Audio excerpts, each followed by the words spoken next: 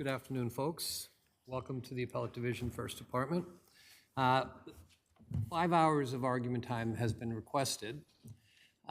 Needless to say, I don't want to keep you here for 5 hours. So I would ask that you ask for the time that you need to convince us of your most salient points. I assure you that we are a hot bench, and we don't need to be educated about your appeal, but rather are interested in why you believe we should find for your client's position. And another housekeeping matter, when you have 2 minutes left on the argument, you'll see a white light, then a red light when the 2 minutes are up. The red light is an indication for you folks to finish up your thoughts. Of course, my colleagues and me are not bound by the red light, and if we have more questions, we'll ask you those questions, and please feel free to answer at that point. First case on the calendar is People versus Jeffrey Bovell. Sorry, you said two? 2 and 1. And I'm sorry, who are you? Appellate. Thank you.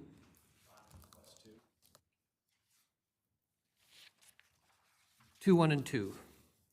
The second case, T. Allion, is submitted. People versus Sharon Lowe. Appellant, Your Honor, will submit. Very well. Number 4, there are 2 consolidated cases, New Millennium versus Garrison and New Millennium versus Geico. Appellant? Respondent on Appellant. Who's the appellant? Okay. What do you folks want to do? I'm sorry, which one are you? 1 minute for the Geico appeal. Geico is 1 minute. I'll give you a minute. We may actually have a couple questions on this case, but obviously, please don't be repetitive. Okay, very good. So 1 minute each. Fifth case on the calendar is Wells Fargo versus Asphalt. Who are you, sir? Do you wish to submit? 1 minute. Okay, very well. 1 minute. Gentile versus 2400 Johnson Avenue. I will give you 7 and 2, and respondent? 7 also. So 7, 2, and 7. Vier Holdings versus Westchester Surplus. There's a cross appeal here. So first, let's deal with plaintiff's appeal. That would be me, Your Honor, for Vier, the plaintiff and appellant. I'd like 10 minutes, 2 minutes per rebuttal. I'll give you 8 and 2. And let's go with the cross appeals. Your Honor, Jonathan Schmoren presenting for Westchester as well as Allianz and a certain number of others as well. We put our arguments together, but we request 15 minutes. Well, but one person arguing, or you're splitting up the arguments? Just one person. Okay, so I'm going to give you 8 minutes, just so I gave plaintiff 8 minutes. So it's going to be 8 and 2, 8 and 2 on your appeal. Okay? And who else is arguing? Your Honor, North American Capacity for Bermudas. I request 7 minutes, please. Is it going to be repetitive of what your adversaries are saying, or? No, I don't believe so. The only, Well, you are taking a different position. Very good. Yeah, okay, so, okay, I'll give you 7 and 2 then. Okay? Oh, do you have a cross appeal, sir? Do you have a cross appeal? no, we're responding. Okay, you responded. So okay, so it's only, okay, so I will give you 5 minutes then. Okay, 301 East 66th Street.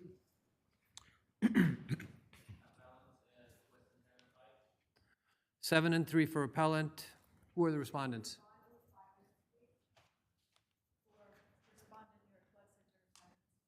5 minutes. Anyone else? Okay, so it's 7 and 3, 5, and 5. Brown versus Window King. Respondent, Ms. Brown, 3 minutes, please. 5, 2, and 3. Respondent, Window King, 5 minutes, please. 3 minutes for Window King as well. 3 minutes for Mr. Rivera. Next case is People versus Ojafamonte. Submitted. Calm Avenue versus Baker.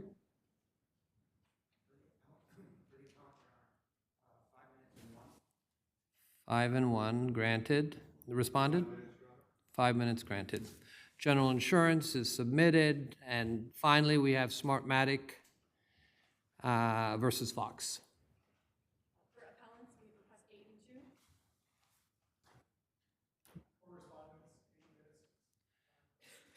2. 7, 2, and 7. Okay, first case up. People versus Bavel. Good afternoon, Your Honors. Ashley Baxter for appellant, and may it please the court. Your Honors, Mr. Bevel should have been adjudicated a level 2 offender in light of the mitigating factors in his case. Mr. Bevel is committed to furthering his rehabilitation. While incarcerated, he completed intensive, rigorous sex offender treatment. Weren't those taken into account in the RAI? Your Honor, we argued that they weren't sufficiently considered by the hearing court, and that this court should consider these mitigating factors in granting Mr. Bevel a downward departure to risk level 2. But if they were considered by the RAI, why should we, again, give them more weight? Because Well, Your Honor, we would argue that the mitigating factors, they show Mr. Bevel's moderate risk of reoffense, and that's why a level 2 more appropriately captures the risk of reoffense that he poses. And speaking of a level 2, it will sufficiently protect the community while also allowing Mr. Bevel to reintegrate. Level 2 and level 3, the only difference is the frequency in which Mr. Bevel would report. But as a level 2, he would still be under surveillance. His information would still be on the registry, and he would still have to register for life. Moreover, Mr. Bevel is also serving post-release supervision until 2034. But he was already adjudicated a level 2 before, right? How does that impact on that decision-making now with respect to level 3? Right, Your Honor. If he were to be adjudicated a level 2 now, it would better offer him the ability to rehabilitate in the community, because as a level 3, he would have SARA restrictions, which would severely limit where he could live in New York City, which would make it more difficult for him to May I finish, Your Honor? Please. Yes, which would make it more difficult for him to reintegrate and get the services that he needs to lower his risk of reoffense. Thank you. Thank you.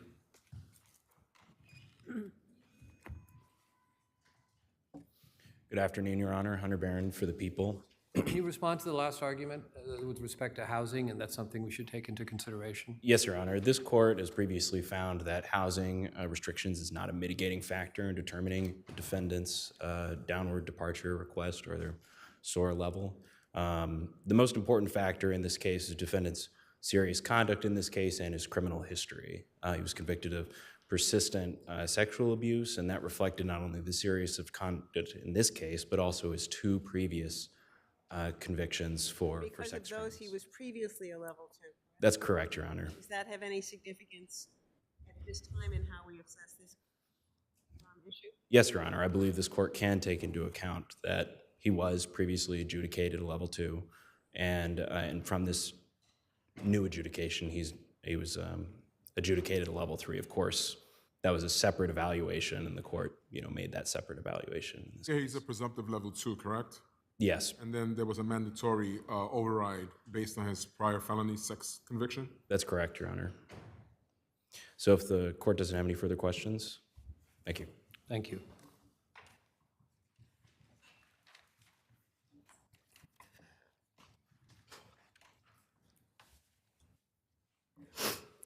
Yes, Your Honor. We would just reiterate that the level 2 adjudication would sufficiently protect the community while giving Mr. Bevel the chance, the ability to reintegrate into society, which is But he was already a level 2 when he committed this present offense. And that means that despite the supervision, he was still able to reoffend. Yes, Your for a Honor. third but- time. But this offense represents the first time that Mr. Bevel had the ability to indulge in sex offender treatment, which he completed. But it was not exceptional, his participation was not considered to be exceptional. So he's already a level 2 when he commits the present offense, which automatically renders him a level 3. He goes into treatment, but his treatment is not, participation is not exceptional. So why should we somehow use that to reduce his level 3 automatic override and bring him back to level 2? Right, Your Honor. May I respond? Yes, you may. Thank you. We would argue that the totality of the mitigating factors, so including completion of sex offender treatment, family support, being incarcerated, amongst other factors, warrant the downward departure. Thank you, Your Honor. Thank you both. New Millennium versus Garrison and Geico. I'll hear first from Geico. Doesn't matter. Go ahead, Counsel. Why don't you go? You want to go first? Okay. Ladies first. Yes. My name is Cheryl Corman, and I represent Geico in connection with this matter. And the reason I'd like to go first is because this morning, this court rendered a decision in the matter of Lam Quan MD, which was a case that was argued by me on December 12th. Judge Moulton was on that panel as well.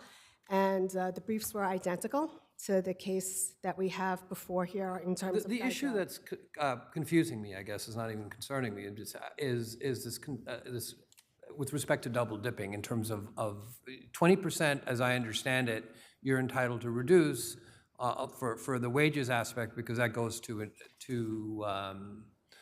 taxes, correct? Yes, Your Honor. Then is that the only 20% you're deducting, or is there an additional 20%? Well, there's an additional amount that would be deducted. Those are other set-offs that are set forth within the statutory provision under B2. So you're saying that it's an additional 20%, correct? The initial 20% goes to No, gross no, I'm wages. talking about the additional, beyond that 20% for taxes. That number can be more than 20%. It depends on how much was actually dealt with Social Security benefits or all the other things that were associated with the other things that were properly part of the deductions. It's not just the income. The income is the 20%. The 20% number does not apply to those other deductions. What are the other deductions? Are you saying that that's under the insurance law or the insurance regs? Pursuant to the insurance law, 5102B2, I believe. But I just want to point out that this court had these exact issues before it in this other case, and the court said as to the arguments relating to the 20% and the other set-offs, that the appellant's argument was actually unavailing. So I think that the court needs to come out with consistent decisions. The briefs were identical, other than the difference being the actual provider and the amount that was in controversy. Counsel, Could you repeat the name of the case that you... Yes, sure. I handed 6 copies to the clerk. It's Lam Quan MD versus Geico. I argued it on December 12th, and honestly, we actually thought that the 2 cases would be put on together because they were identical and the AD numbers are 1 number off. So I have a question. Yes. When you refer to additional set-offs, you're referring to collateral source payments such as Social Security and... Exactly. Okay, so you're not referring to lapping off another 20% off the $50,000, which is the maximum recoverable benefits. 20% only applies when you're looking at the the income amount. And under existing case law, the 20% comes off the gross income. You then have that amount, and from that amount of the net income, you can then additionally subtract things like Social Security benefits, workers' comp, and things of that nature pursuant to 5102. So in other words, it's not an automatic 20%, another 20%? No, Your Honor. I got it. No. Thank you. No. Thank you. Okay, counsel. Good afternoon, Your Honor. I don't know that I have anything to add. This case that was referenced by counsel for Geico is also directly on point to the Garrison case. I think the counsel for the petitioner in the brief, I think, is identical. And so I think that would dispose of our case as well. Thank you.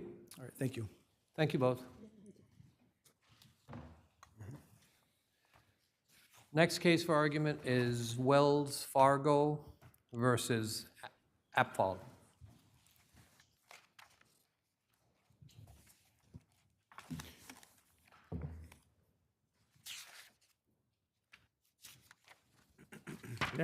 Excuse me. Good afternoon, Your Honors. Joseph Jacobson from the BLC Law Group for defendant respondent Christine Asphalt. We'd ask that the court affirm the judgment.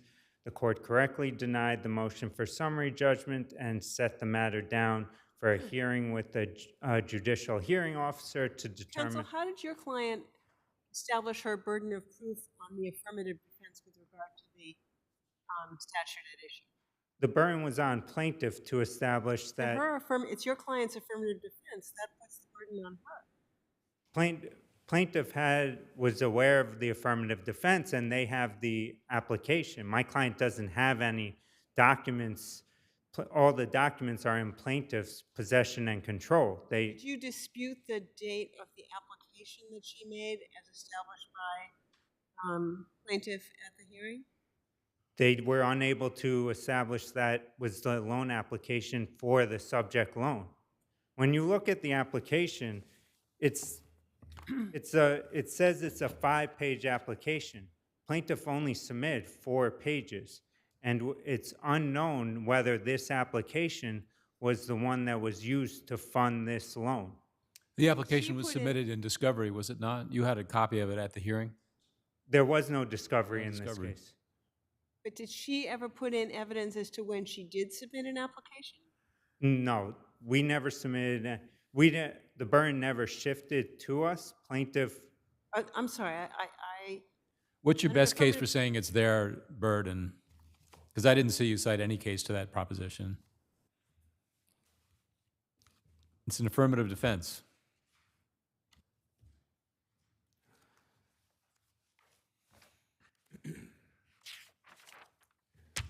You know, the prima facie in a foreclosure case on summary judgment is just basically the note along with evidence of default. And that's usually all a bank has to show. So the burden would have been on you, no? I mean, you're saying no, but what's your best case saying no, that they had the burden to disprove the application of that particular?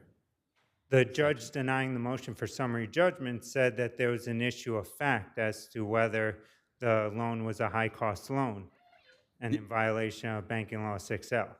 But you didn't have an immediate hearing on that issue. Instead, it was referred to a trial, you know, essentially a trial by the JHO, correct?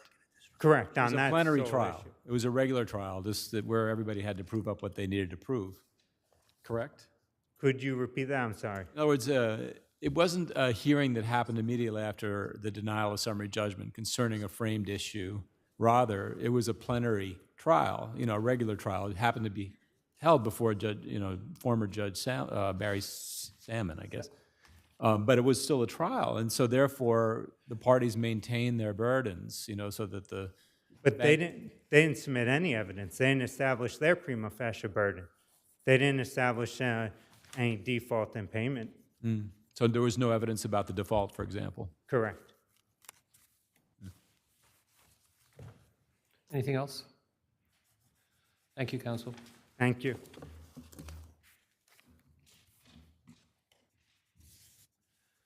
Next case up is Gentile versus 2400 Johnson Avenue.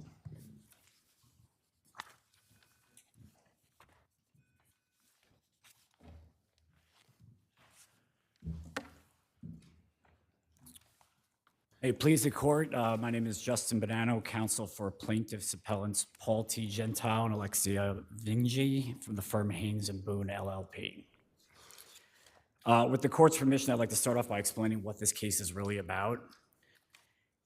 This case these are two co-op apartment shareholders / tenants of a cooperative apartment who discovered in November of 2021 that the water in their apartment was both discolored and it was emitting a foul odor. On their own, they went and tested it initially with a home test.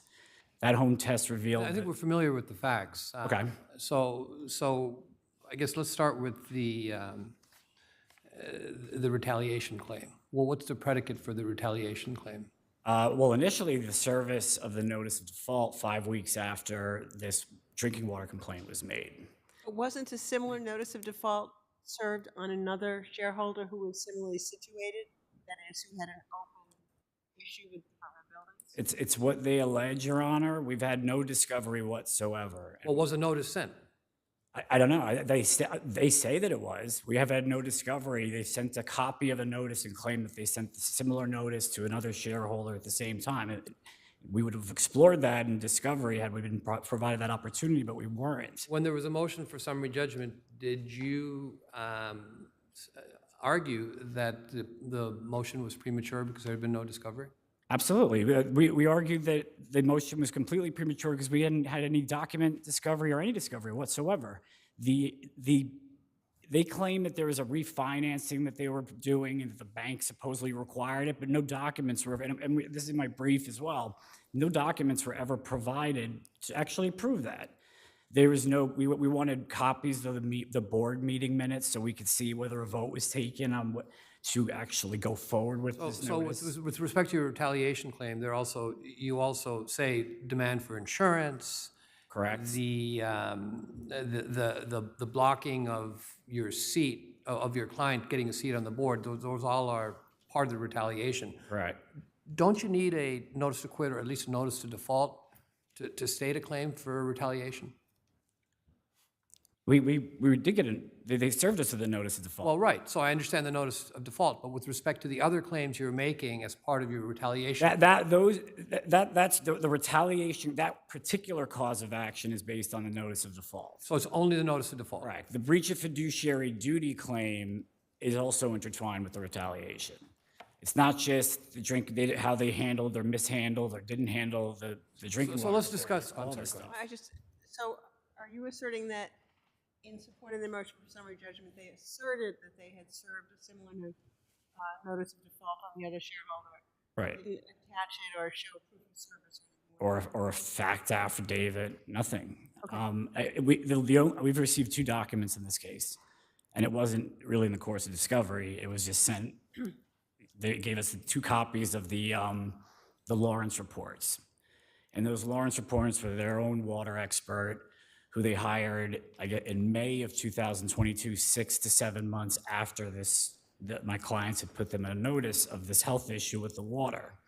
At that point, they had already summarily rejected or dismissed their complaint, served the notice of default, did all these other retaliatory acts that we allege. And then when it became apparent that we were about to file litigation, they hire this company. The company, Lawrence, goes in, they test the water. First of all, they didn't even test the same line. They tested different lines. There's a lot of different issues that I discuss in my brief with respect to those reports and the various issues of fact that they raised. But that first report from Lawrence actually confirmed that there was high levels of copper in one of the water tests that they took. And then they decided, they made some comment in there about, well, if you flush it, maybe that'll resolve the issue. They come back in June. We don't know what happened or if they did anything because they retested that exact same pipe. And now all of a sudden it doesn't have copper in it anymore. So that's something that I would have inquired about in discovery to see what, if anything, they did. Maybe they did something to alter those results. I don't know. But I wasn't afforded that opportunity. This defendant did not move to dismiss in the beginning. They answered. We then were referred to the ADR program in the Bronx. We tried to negotiate some sort of a mediation, and we were not able to come to terms. And that's actually ultimately why this motion to disqualify was made. And that motion was made, and then that cross motion was made. And the cross motion was not a single piece of discovery, no depositions, nothing. All they did, answer, we tried to mediate, cross motion to Counsel, dismiss. with respect to your fiduciary duty claim based on the board's decision to try to keep a board member to not leave the board and thereby crowd out Mr. Gentile and not allow him to run for the board because there would not be a vacancy, is that really a breach of fiduciary duty? Or, I mean, that could be evidence of animus, I suppose, against Mr. Gentile, but I don't see that as being a breach of fiduciary duty claim unless you can convince me otherwise. It's not, we're not arguing necessarily each one is in and of itself is, it's all of these things show a breach of fiduciary duty. Also what it shows is that they're singling out these shareholders and treating them differently than other shareholders. And that was one of the other errors that the lower court made when the judge relied on the business judgment rule. So what cause of action does that give you if they treated him differently? If they what? If they treated him differently? Well, I'm raising it, it was, that went to the breach of fiduciary duty claim. These are all elements of that claim. And the lower court dismissed that claim in part based on the business judgment rule and just basically said that, well, they were acting in their corporate capacity, so they can't be held liable. However, the lower court also noted that in Fletcher, a board member can be held personally liable if they participate in the tort or they ratify, authorize, or otherwise approve the decision that led to the tort. But what's the tort here? The tort here is breach of fiduciary duty, obviously. We do believe we have a retaliatory notice claim against the board for I just want to be serving clear, the retaliatory claim is only with respect to notice of default, or? It isn't in of itself, but it's also an element of the breach of fiduciary duty. It's to show this pattern of conduct towards my clients and how they're treating them differently than they would treat other shareholders. Thank you, counsel. Thank you.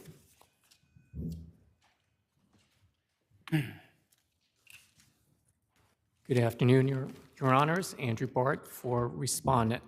My paper set forth our argument as to why the orders below should be affirmed, but I just want to address. Counsel, where in the record have you shown that you served the notice of default on the other shareholder?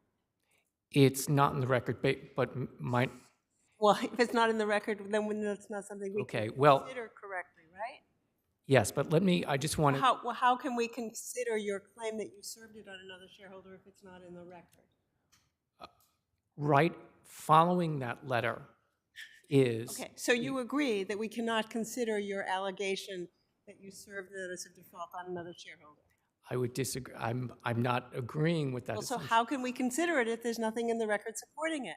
There's a letter and there's the certificate of occupancy agreement, which basically says that the bank required open. But that doesn't show that you served it on the other shareholder. It's not in the correct? record, Your Honor. So we cannot tell me how we can consider that if it's not in the record. What's in the record, Your Honor, is the letter. It's not a notice. I understand that. The question is whether you treated that letter as something that applied to more than the plaintiff. And therefore, it would have behooved you to attach a copy of the notice of default served on the other shareholder and proof of service, but apparently you didn't do that, right? It is not in the record, Your Honor. Thank you.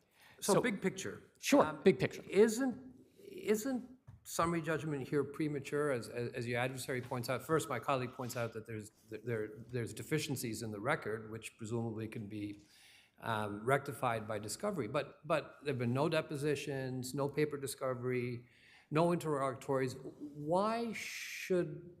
Was it an abuse of discretion for the court to have granted you summary judgment without discovery, assuming that the argument with respect to it being premature was preserved? First of all, Your Honor, my firm moved both under 3211, both moved to dismiss and for summary judgment. The court granted both. Well, I'm asking just about summary judgment just now. Summary judgment, well. Was it error to grant summary judgment without discovery? No, we don't believe so because, Your Honor, first of all, there is the water report from Lawrence, which was from May of 2022, which shows that there were acceptable levels of sodium. Doesn't that just create an issue of fact since plaintiff also had a water report? So you've got two water reports. How is that Well, result in no issue of fact to be? there's also, they've stated no cognizable causes of action. I would point the court to Tahari versus 860 Fifth Avenue, which I Counsel, believe, if, I don't understand how your putting in a contrary water report readies this case for summary judgment. Your Honor, I would also, what is important here is the co-op, the court below kept the co-op in the case. We're talking about the board defendants. There's been no allegation in their complaint that the individual board defendants, the board president, so on and so forth, committed tortious acts outside of their official duties. And Well, it but no, actually- the allegation is that that you committed breach of fiduciary duty by sending a notice of default under circumstances singling out the shareholder for making a complaint about the water. However, again, I will point out Tahari versus 865th, in which, again, two members of this panel found that there was no individual allegation against, certain board members doing certain tortious actions. What was the posture of that to- case? to that end, Your Honor. Counsel, what was the posture of that case? Was that decided on a motion to dismiss or summary judgment? It was decided, I believe it is motion to dismiss, which is also how we moved below.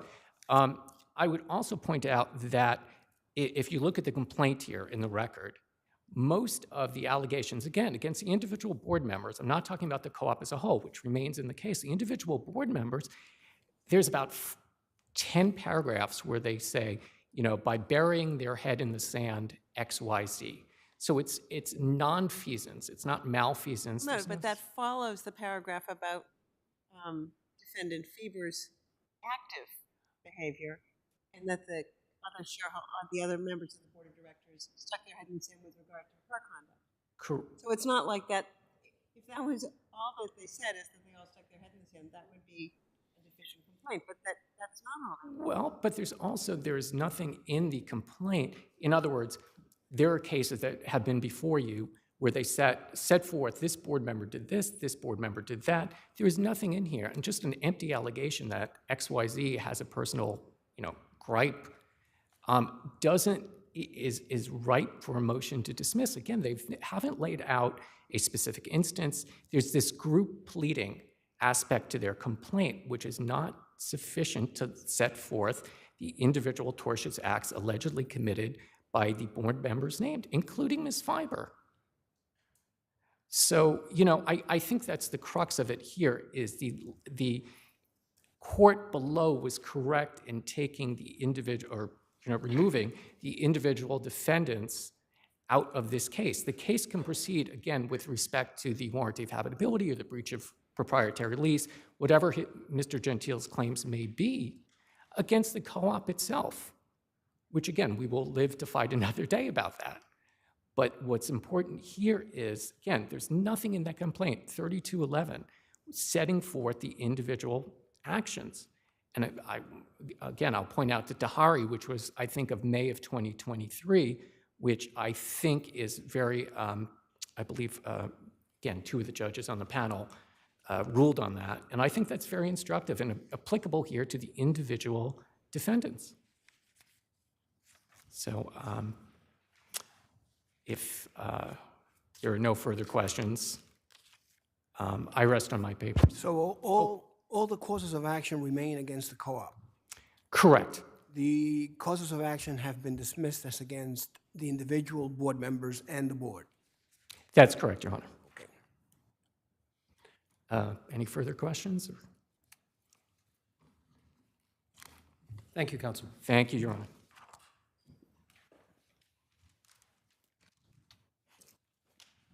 Two minutes.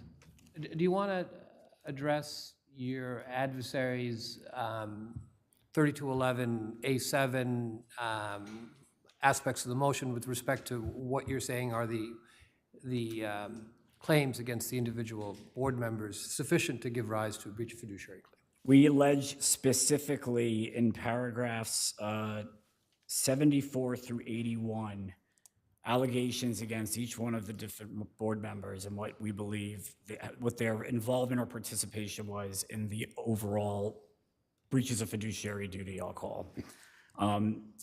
We specifically allege in those paragraphs that, with respect to Ms. Fieber, that she had this long time grudge against Mr. Gentile, that we believe that she's running the board and that the board basically does whatever it is that she asks. We have specific allegations, and again, I go back to the point I made earlier in Fletcher, that a director can be held individually liable to third parties for corporate tort if he either participated in the tort or else directed, controlled, approved, or ratified the decision that led to the plaintiff's injury. That's exactly what we allege in those paragraphs in our complaint. And we even broke it out per, I'll give credit to my client here, we broke it out per defendant in those exact paragraphs. And on of a the motion complaint. to dismiss, how should we consider those allegations? Well, the motion to dismiss part of it, I believe, was incorrectly handled. Number one, they've moved under 3211A7, not A1. But in reality, they were moving under A1 because Well, they're they relying moved on under documentary A7, evidence. so how should we consider those allegations in the complaint under A7? They have to be, as a typical motion to dismiss standard, is they need to be deemed true and given every favorable inference unless they're inherently incredible, which these are And not. the court below appeared to sort of treat the motion as a 3212 motion, and your argument is that it's premature. We need more discovery on these issues. That's exactly right. Thank you, Your Honors. Thank you both.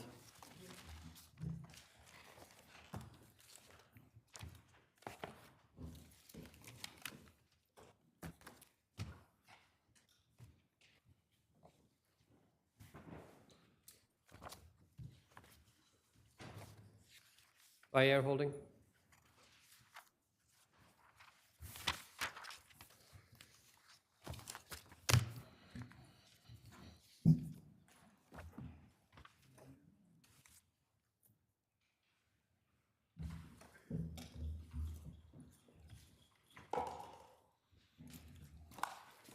Counsel, please.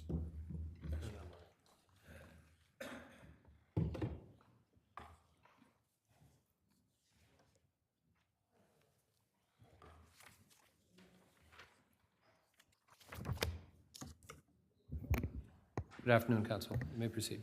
Good afternoon, Your Honors. This is an insurance case for Vyaire to recover the costs of recall of a medical device, Enflow, tens of millions of dollars in losses. Enflow was used in surgery to warm infusion fluids, blood and other fluids. Counsel, we're familiar with the facts.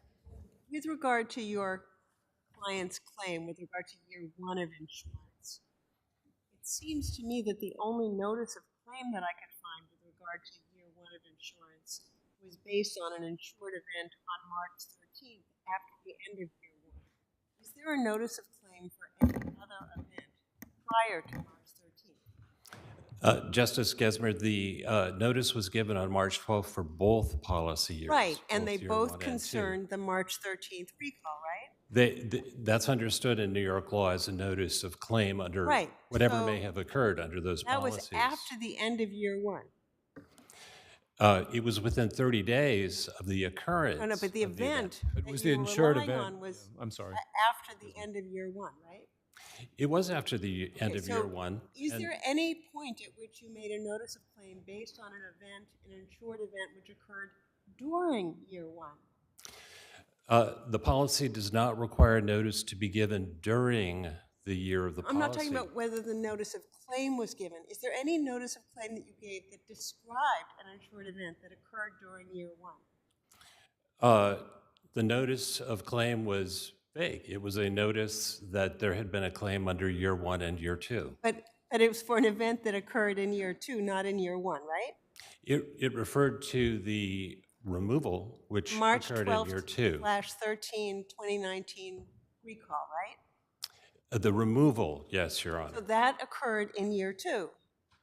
Correct. That removal from the global marketplace occurred in year two. That's right. So And there's it was- no notice of claim that refers to any insured event that occurred in year one, right? That's not required. That's the question I have for you. What does the policy say with respect to a notice of claim that in fact that has to be provided, or just a notice has to be sent saying there's an insured event? Unlike many insurance policies, these don't require details of the insured event to be given. They merely require that a notice of claim be given within 30 days of first discovery of the occurrence of the event. So our claim was timely in that respect. So it's your position that you're not bound by the insured event that you stated in that you can look to earlier events, provided they fall within the 30 days? That's correct, Justice Singh. So what are the other potential insured events that fall, I guess it's between February 10th and March 6th, correct? Only between March 1st and March 6th. In our papers, we highlight the suspension. There are a number of others, including a sequestering of product in buyers' warehouses, notices that were received from hospitals that they ceased using the product, and others. When did you give the insurers notice that those were the insured events that you were relying on with regard to coverage for year one? That was March 12th that we gave that notice. It didn't detail the events. The March 12th letter only refers to the March 12th recall. That's not limiting, Your Honor. Doesn't refer to the earlier events. That's I'm asking you, you just started recounting earlier events between March 1 and March 6th. At what time did you advise the insurers that you were relying on events that occurred between March 1 and March 6th? I'm not sure whether it was raised in correspondence, but it certainly came up in the complaint. Well, that's what I was going to say. It Yes. was the first time probably as a complaint, correct? The first time that I can cite to you right now is in the complaint. That's correct, Your Honor. And that's because when Vire first turned to coverage counsel to deal with the denial from the insurers, we looked into this and we discovered two things that were critically important. First, the proximate cause of the removal, as we call it, the destruction of all Enflow cartridges. The proximate cause occurred several days into year two. It was the March 11th unforeseeable results of a second round of testing of the Enflow product that completely changed the company's expectations as to Well, this but product. go ahead. Weren't your expectations already dashed when, in February 6th, you found that your hypothesis concerning sterofundin was incorrect?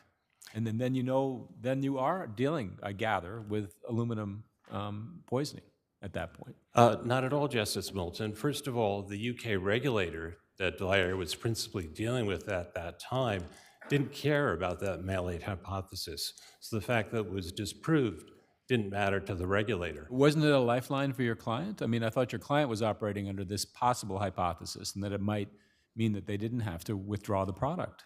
Dwyer was operating with 12 years of experience with absolutely no aluminum toxicity events. There were 20 million uses over this period of time, and none of the patients had been harmed. And I would note that the toxicology... Is aluminum toxicity something that can have a delayed, that can show up in a delayed way? Well, potentially, and if that toxicity took more than 12 years, I think Your Honor may have a point that it wouldn't have turned up in the reports. But manufacturers have to work on the evidence in front of them. That's why we have the post-marketing surveillance system in the medical device and pharmaceutical industries in order to gather as much evidence as possible, as soon as possible, of potential injury. In the absence of that kind of evidence, the only rational thing for Dwyer to do was to continue to deliver this life-saving therapy to patients. And as it did until March 1st, when finally the UK regulator made several critical determinations. On March 1st... Oh, I'm sorry, go ahead. Yeah, if I may just turn to it. The UK made its decision about what levels of exposure to aluminum were tolerable. All through 2018 and 2019, there was no standard that any regulator had set as to levels of aluminum. So previous tests about aluminum exposure could not be declared unsafe. There was no level to test them against. Those events in the first 5 or 6 days of March put Dwyer on notice that there was a possibility of a recall in the coming months or weeks? Well, in fact, by March 6th, Vire thought it had the matter completely in hand. It had sent out its suspension, it had completed its suspension by sending its notice for publication to the regulator. It anticipated that the worst would happen would be a slight variation in instructions, a small restriction of use relating to this unusual German fluid, sterofundin. So at that point, it believed to the extent it had any insured event, the only one that Vire could have expected or anticipated at the time was its year one insured events, including the suspension. Under your theory, when did the insured event happen here? I beg your pardon, Justice Bendis? When did the insured event happen here? They happened between March 1st and 6th as to year one, and on March 12th and 13th in year two. So you're saying that you had no reason to believe before March 11th that there was a likelihood of an actual recall, correct? Well, there's a technicality here, Justice Gesmer. The word recall has a very I broad, understand that. I'm using the recall in the removal sense. You used it in the March 12th and 13th. Yes, you're absolutely correct. But what I'm surprised, in the NTM dated February 7th, quite some time before that, it referred to the aluminum leaching as a potential global concern, doesn't that? The fact that it was a potential global concern, doesn't that suggest that Vire should have been contemplating the possibility of a recall? Contemplation of a possibility of a recall happens every day with every product at a medical device company. The issue is not whether there's a safety concern, it's whether the knowledge becomes clarified and specific enough that it becomes necessary to take a market action. And the date you're talking about and the notice to management that you're referring to, by that point in time, the information had not gotten to the stage that market action could actually be anticipated and When that does the it get to safety that issues stage? are clear. When does it get to that stage? Is an insured event the actual physical removal of the product, or is it earlier? It's at the, March 1st is a critical date, Your Honor. That's the date that the UK regulators said what the tolerable exposure levels were. That was the date that the company could see that it had tests that exceeded those levels, that something would need to happen. At the time, it thought the only issue was this unusual product, sterofundin. It thought it had the issue buttoned down by March 6th, the very last day of year one, to its... But then you scheduled more testing to be done, right? Yes, by agreement with the UK regulator. The UK regulator wanted to know the scope of what that usage restriction needed to be. And so the company, based on past experience, had anticipated that any usage restriction would only be for sterofundin, which the toxicology report had said was safe for adults, but required additional study of benefit and risk in the case of children and infants. Were you saying, That was a narrow May I ask issue. another question? Sure. Were you saying that there was no tolerable risk level before you heard from the UK regulator? That's correct. No regulator had adopted a tolerable risk level. There Didn't were Nelson scientific- Labs say that the amounts of, or the exposure to children and infants appeared to be very high and some multiple of what the amount should have been allowed? And so that would set a limits of toleration? Which Nelson Labs was your testing entity, correct? That's correct, Justice. And so I thought they said something about that the pediatric and infant levels, there was in other words, there was a benchmark. And I thought I heard you to say that there was no benchmark until the UK report came out, or until they communicated. There was no benchmark that would translate into market action or regulatory action. There were scientific studies that toxicologists suggested would be applicable studies. The study that the Nelson Labs toxicologists chose was one that indicated the product was safe for adults, and the lab study at the very end says basically it's not clear whether this poses a danger to children or infants. Vire should look closer at the risk-benefit considerations for that, which it went on and did, and discussed those with the UK regulator. When were the tests with other fluids other than sterile funding done by Vayer? So they were done on March 11th. This was when blood and some other fluids were tested. This was the giant revelation that made Vayer realize the matter wasn't buttoned down on March 6th when it first issued the suspension and resolved the matter it had thought with the UK. So wouldn't that make the insured event on March 11th? There were two insured events here.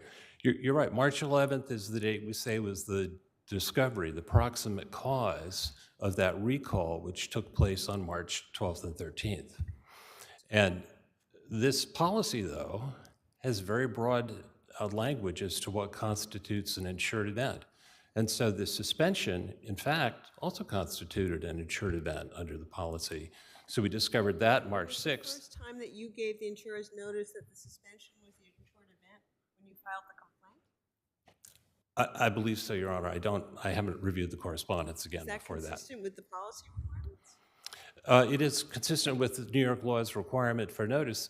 You know, it's the insurer's obligation to investigate the facts and circumstances and say what is insured, what is covered. How are they supposed to do that when you haven't told them what the insured event is? You told them, if you didn't tell them that the insured event for year one was the suspension, how could they investigate that? Well, Your Honor, we knew by the time that the insurers had disclaimed this coverage that we would need to sue them to progress the matter. And I mean, perhaps your point is that Vayer sued prematurely and should have continued dialogue with the insurers, but that would have been futile. Sorry, because that's not my point. Okay. My point, I was asking a question. Okay, well, if I can interpret your point, I guess you're saying that the fact we didn't identify the event, the suspension, specifically to them, that perhaps that constitutes late notice. And I don't think that's justified under New York law. Thank you, counsel.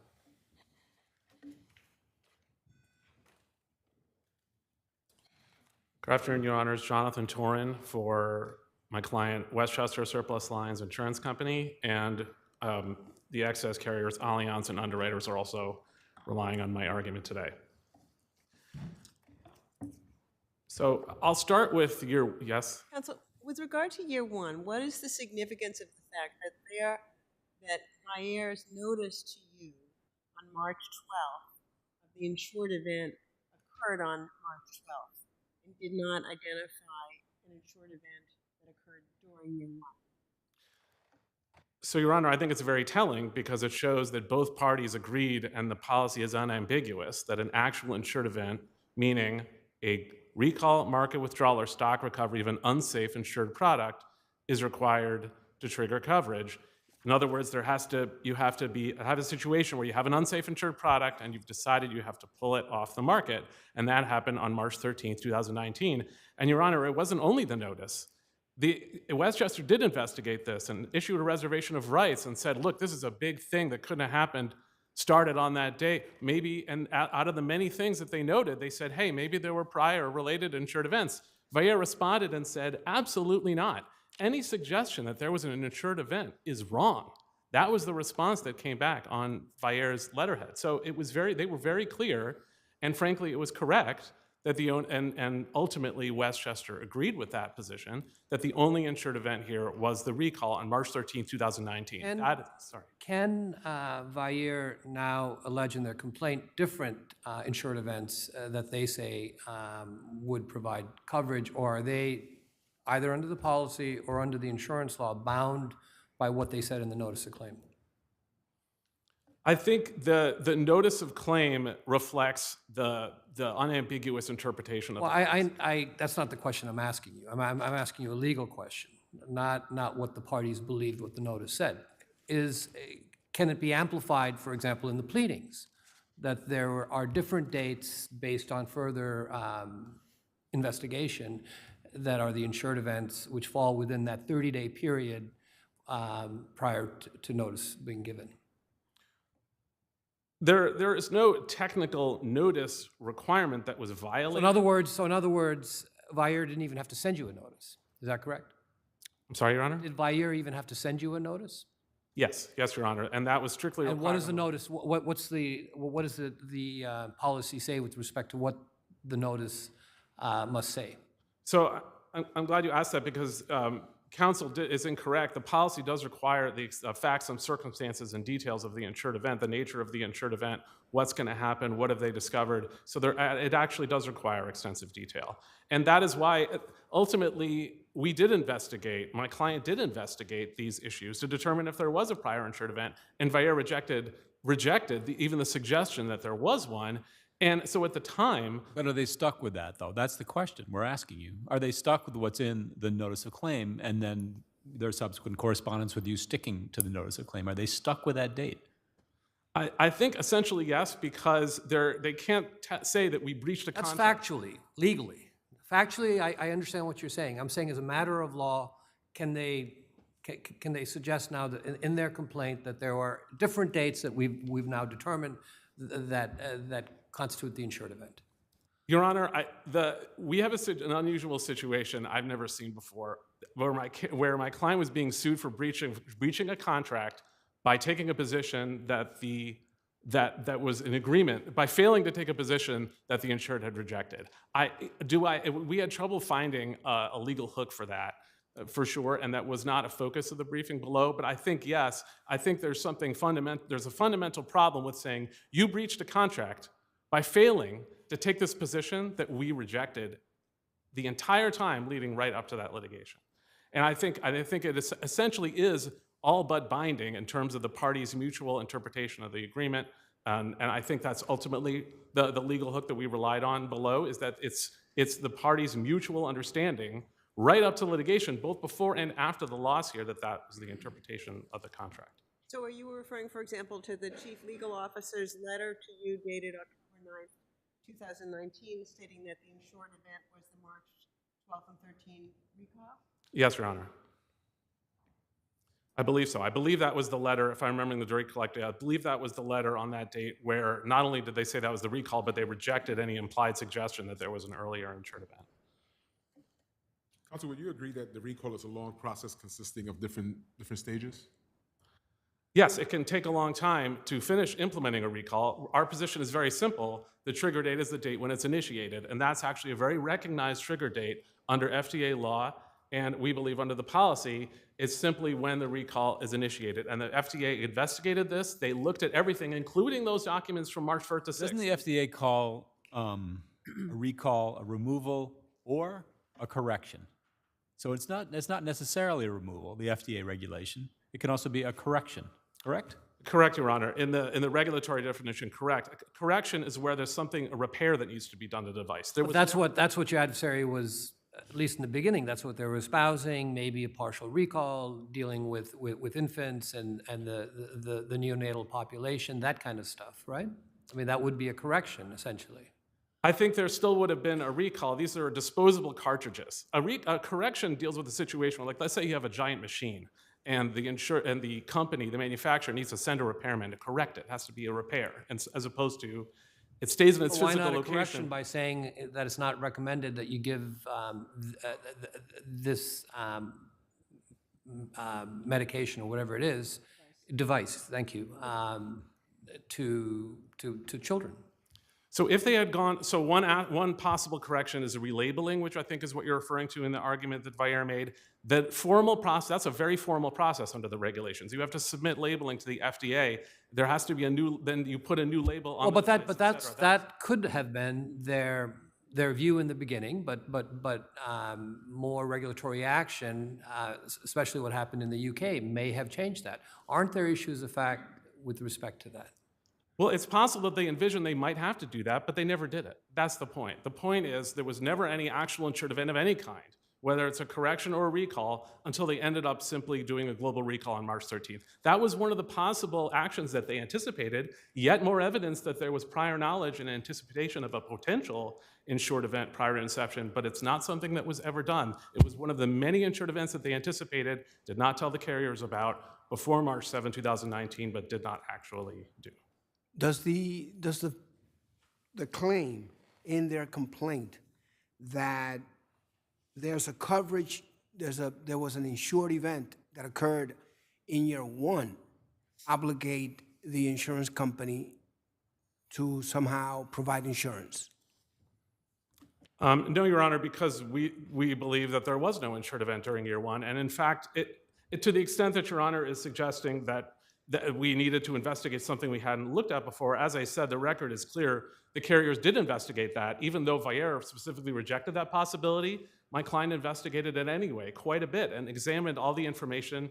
Now, we didn't get everything, but we examined what we had, and it was clear that although there was a lot of pushing from regulators and a lot of investigating and testing, there was no actual recall, market withdrawal, or stock recovery prior to. Let me ask it this way. Would you be entitled to disclaim coverage if the first time you find out about a claim in year one is in their complaint? No, because the policy requires, it says a strict deadline of 30 days after the insured event. So, and it's a strict deadline. So it just requires notice. That's the bottom line. Yeah, Notice. and there's a very specific, not just any notice, and it requires facts and circumstances, and it has to be in a specific time frame, written report within 30 days of discovery of the insured event. And that's what, I'm sorry, go ahead. So you're saying that if the first notice they gave you of events prior to March 12th being the insured event was in the complaint, that would be in time? Correct, Your Honor. It would be way untimely, far after the 30-day notice deadline. But what about events that fall within the 30 days? Could those, which were not stated in the notice of default, couldn't those maybe, could a fact finder find, in fact, that it was timely within 30 days, even though it didn't identify the event described in the notice, the notice of claim? If the notice encompassed interrelated insured events that were within the 30 days, hypothetically, the notice would be sufficient. I'm not sure I understand your question. If it's just what I'm trying to get to is the plaintiff bound by the notice, or can the claims made in the complaint be also a basis to look to see whether or not there was insured event? It's just that simple. We did not treat it as conclusively bound by the date and the notice. That, you know, there's an argument there, but it was, I didn't make, Your Honor, it was not the focus of the briefing. And it's an argument that you didn't make in any event. Is that correct? Correct, Your Honor. Okay. Anything else, folks? Thank you, sir.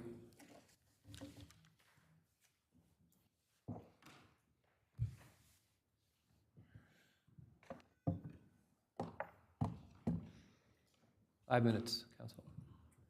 Good afternoon, Your Justices. My name is Joe Bermudez. I'm here on behalf of NASIC, or North American Capacity Insurance Company. I want to go to one of the first questions you asked about the notice. And in paragraph 3 of the complaint, it states, and I'd like you to hear this, Vayer initiated, this is paragraph 3 of the complaint, Vayer initiated a recall, one recall, of the Enflow cartridges by March 6, 2019. And after a few days taken to determine the exact nature and scope of the recall, one recall, publicly announced physical removal of Enflow cartridges from customers and distribution channels around the world on March 12 and 13, 2019. As a direct result of the Enflow recall, one recall, Vayer has suffered and continuing to suffer losses that the company estimates will ultimately exceed $30 million. That's exactly to your point. There was a recall. It started on March 1st when they received receipt from the MHRA, which was the English authority. Counsel, the policies don't define recall, correct? Excuse me? The policies do not define recall, correct? They do not. And they don't say when a recall begins, if there is such a thing. They do not, and it's not concerning when it begins. Remember, this policy is a very narrow coverage grant, and the trigger is first discovered. So while there may have been discussions, there had been no decision made as to a recall. A recall doesn't happen by happenstance. A decision has to be made. The MHRA made that decision on March 1 and notified Vayer of the same. Wait a second, are you saying MHRA required them to have a recall on March 1st? Yes, they said that they were going to go forward, not Vayer. The MHRA said they the regulator was going to go forward with the recall on March 1st. They were going But to they do a didn't safety require advice. Vyaire to do it. No, they did not. In fact, Vyaire was not mandatory. There was no mandatory recall on Vyaire's part.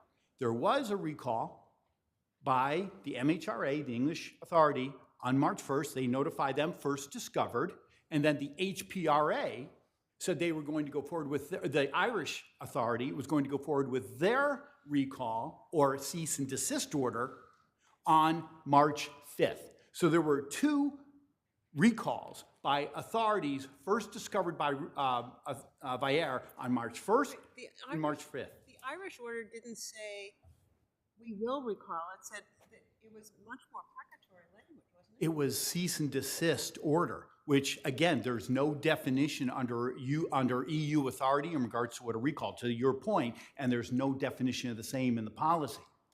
So it's an expectation by the insured in regards to what would be a recall. And the Irish authority said, we are going to tell hospitals cease and desist. And remember that on March 3rd, when they received the Guardian reporter's email, they learned that, I'm sorry, on March 1st, when they received the Guardian reporter's email, they learned that hospitals had already withdrawn the product from use, a market withdrawal. But that doesn't constitute a recall either, does it? It does.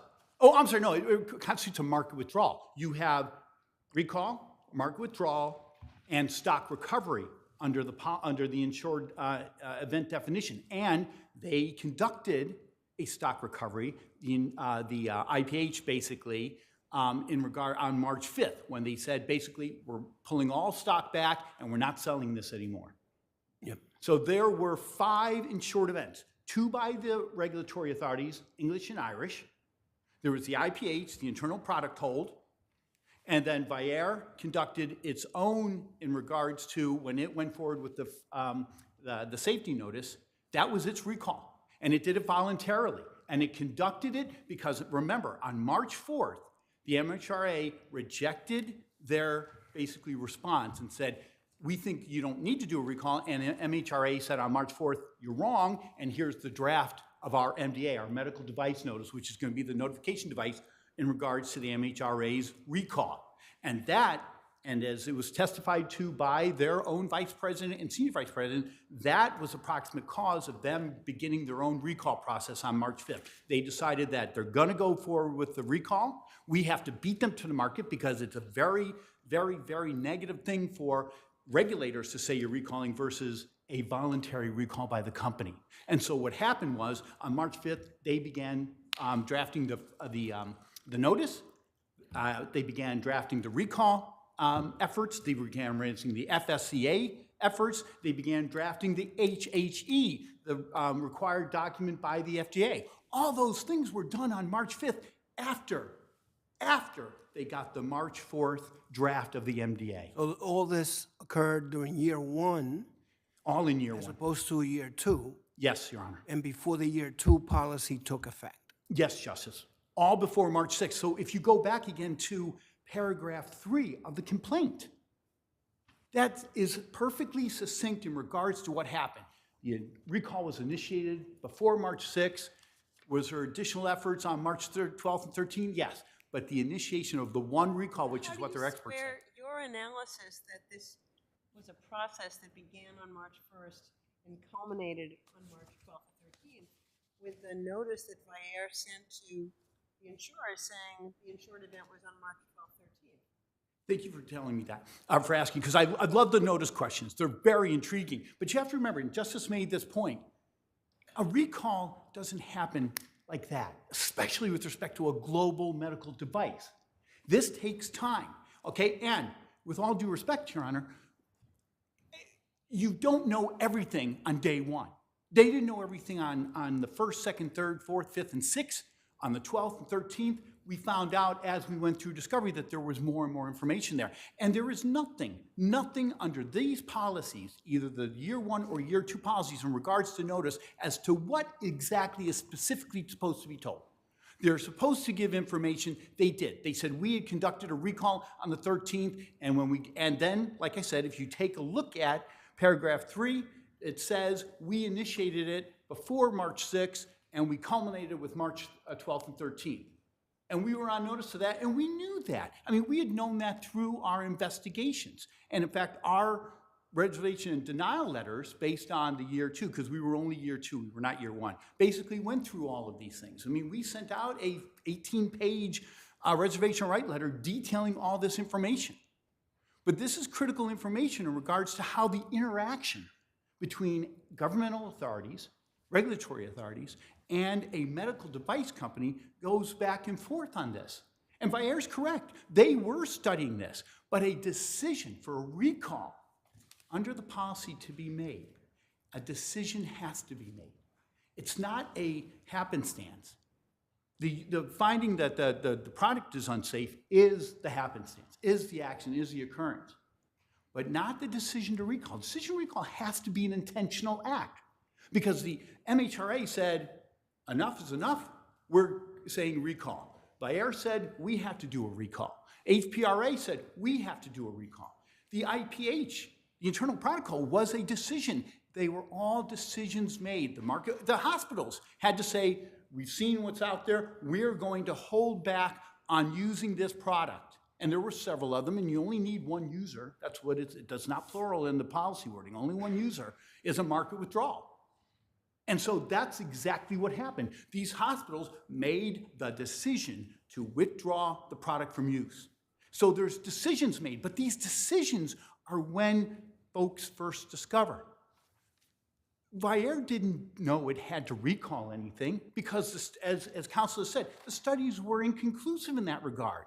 There was some hint of one way or the other, but there was no decision made until March 1, when the MHRA came down and said, you have to, we're putting out a safety device And are you alert. claiming that Vair made a decision on March 1 to recall a product? No, they first discovered the MHRA's recall on March 1. They made their decision on March 5th after they received the MHRA's MDA, the medical device alert, on March 4th. Then they said, we've got to act because they're about to send out their device alert.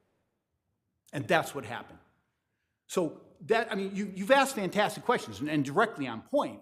I could talk about this all day. I'm kind of an expert in this area, but it's really interesting stuff. But I think if you take a look at what happened on each day, on each instance in regards to March 1, March 4, March 5, March 6, you will see that decisions were made by regulators, by hospitals, and by Vair as to when that a recall had to be taken place, a stock recovery had to take place, or a market withdrawal had to take place. And all those things happened before March 6th. That's why we relied on the known circumstance exclusion, because of the fact in New York, there's a two-part test: subjective knowledge, objective knowledge. Subjective knowledge is clear. They knew what they were doing with respect to the MHRA. They knew what they were doing with respect to HPRA. They knew that they were going for a recall. And they made that decision on the 5th. And the objective question is, what would a reasonable insured have understood at that point? And they understood that at the very latest, at March 5th, that they were headed for recall land and that they were incurring losses. And that's exactly what paragraph 3 of the complaint states. Thank you, counsel. Thank you. Counsel, I'd given you 2 minutes, but I'm going to, since we've gone over the red light, so I'm going to give you 4 minutes to finish up. Oh, thank you, Your Honor. Go ahead. Counsel, I'd like you to address the issue that counsel just raised, which is that your client really, that the recall which occurred on March 12th and 13th really was a process that that Vair began on or about March 4th or 5th and was a continuing event throughout those days. Do you agree with that? I don't, because there was an intervening proximate cause, the shocking results of the tests on March 11th. But then how do you explain paragraph 3 of your complaint, which says Vair initiated a recall of the Enflow cartridges by March 6th, and after a few days taken to determine the exact nature and scope of the recall, publicly announced physical removal of Enflow cartridges from customers and distribution channels around the world on March 12th and 13th. Doesn't that support what counsel was just saying? No, it's a loose way of describing 2 recalls. Justice Moulton, you put your finger on this when you raised the distinction between correction and removal. The suspension that I've been talking about, and for simplicity, I've focused only on that one year one event, that was a complete correction in its own right, because a revision of instructions to surgeons and hospitals as to how to use the device, just a revision of the instructions, which is what the suspension was, constitutes a correction, and that's a removal. But that is a world away from what happened on March 12th and 13th.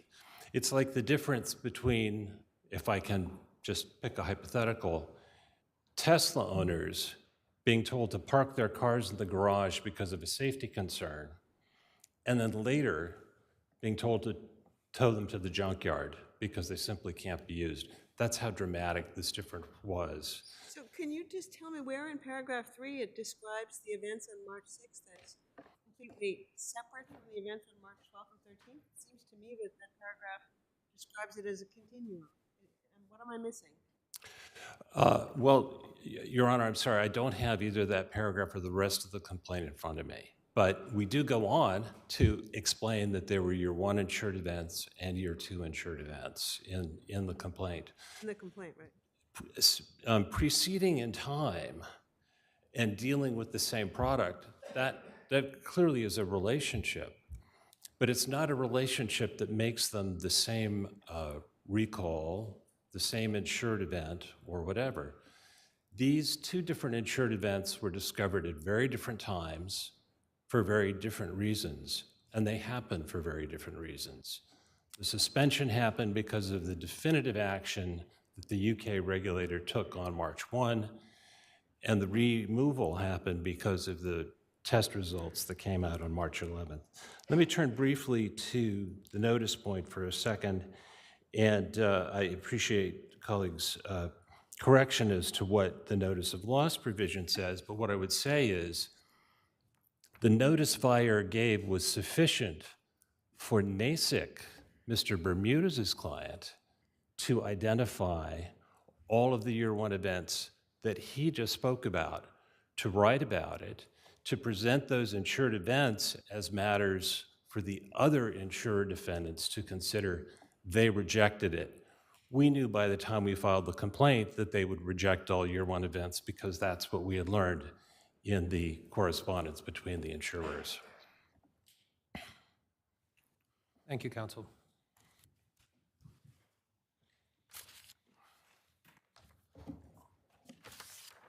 So some new points were raised in both of those arguments relating to this medical device alert that they started drafting in the first week of March.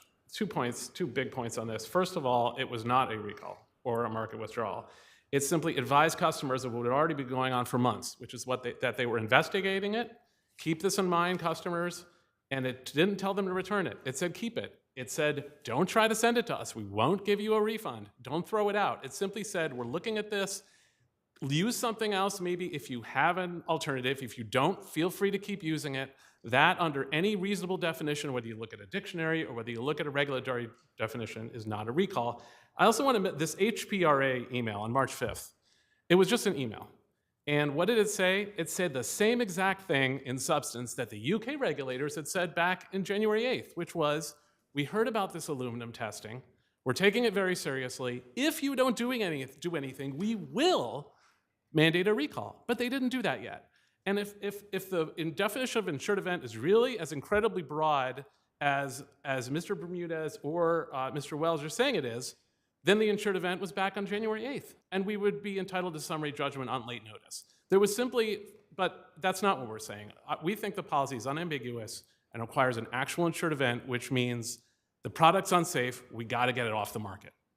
And that happened on March 13th, just as Vire steadfastly maintained before filing this litigation. And, and as we pointed out, alternatively, if it was as broad as they say it was, we pointed out that it would be late notice, but we don't see this as an issue of fact. We think the trial court should have granted us summary judgment on year one. And did their complaint actually identify by name another insured event as an insured event? No, the theories have shifted over the course of this litigation. Each brief that Vire has filed has changed what the insured event is, what the standard is, right up through the appeal. It has not been consistent. And frankly, it's because they're relying on an incorrect and confused interpretation of the policy language, which we think is really quite simple: recall, market withdrawal, or stock recovery of an unsafe insured product. So it's okay, we've now concluded it's unsafe, we pull it off the market. That happened on March 13th, 2019.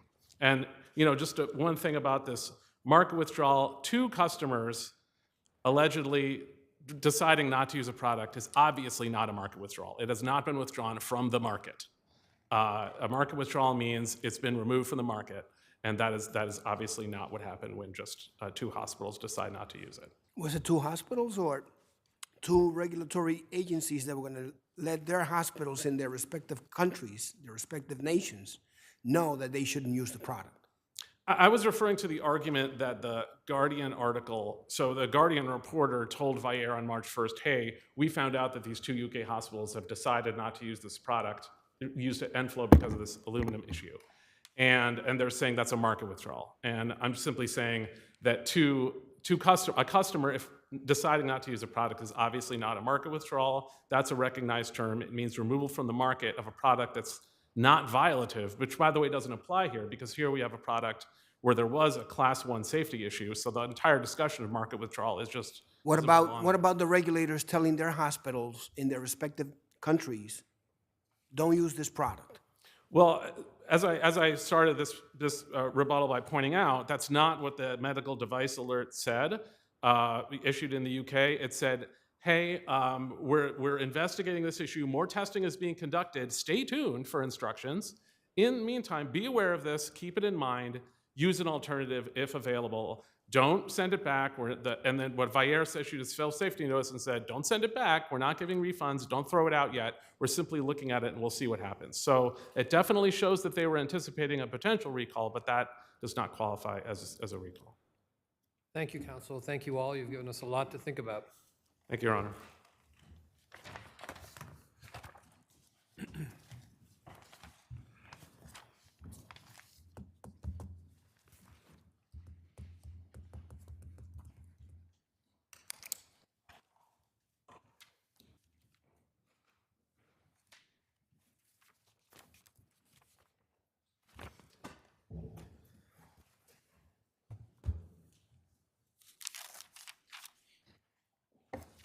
You may proceed, counsel. May it please the court. My name is Mikhail Schenker Square. I'm appearing for petitioner. 301 East 66th Street.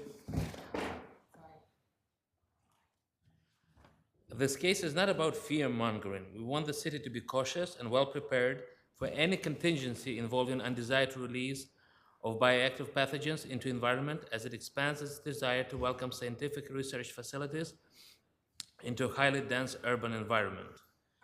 We agree that it's not about fear-mongering, it's about whether or not the decision was arbitrary. So that would be what would be helpful for you to address.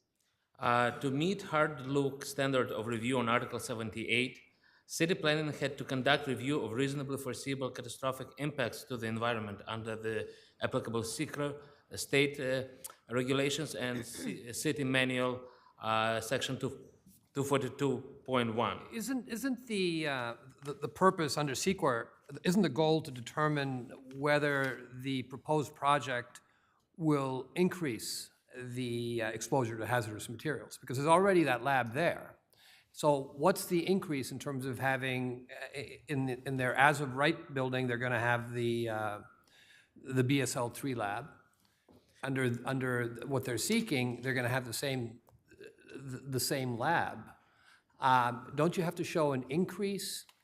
Absolutely. And how has that been shown here? It's the same lab.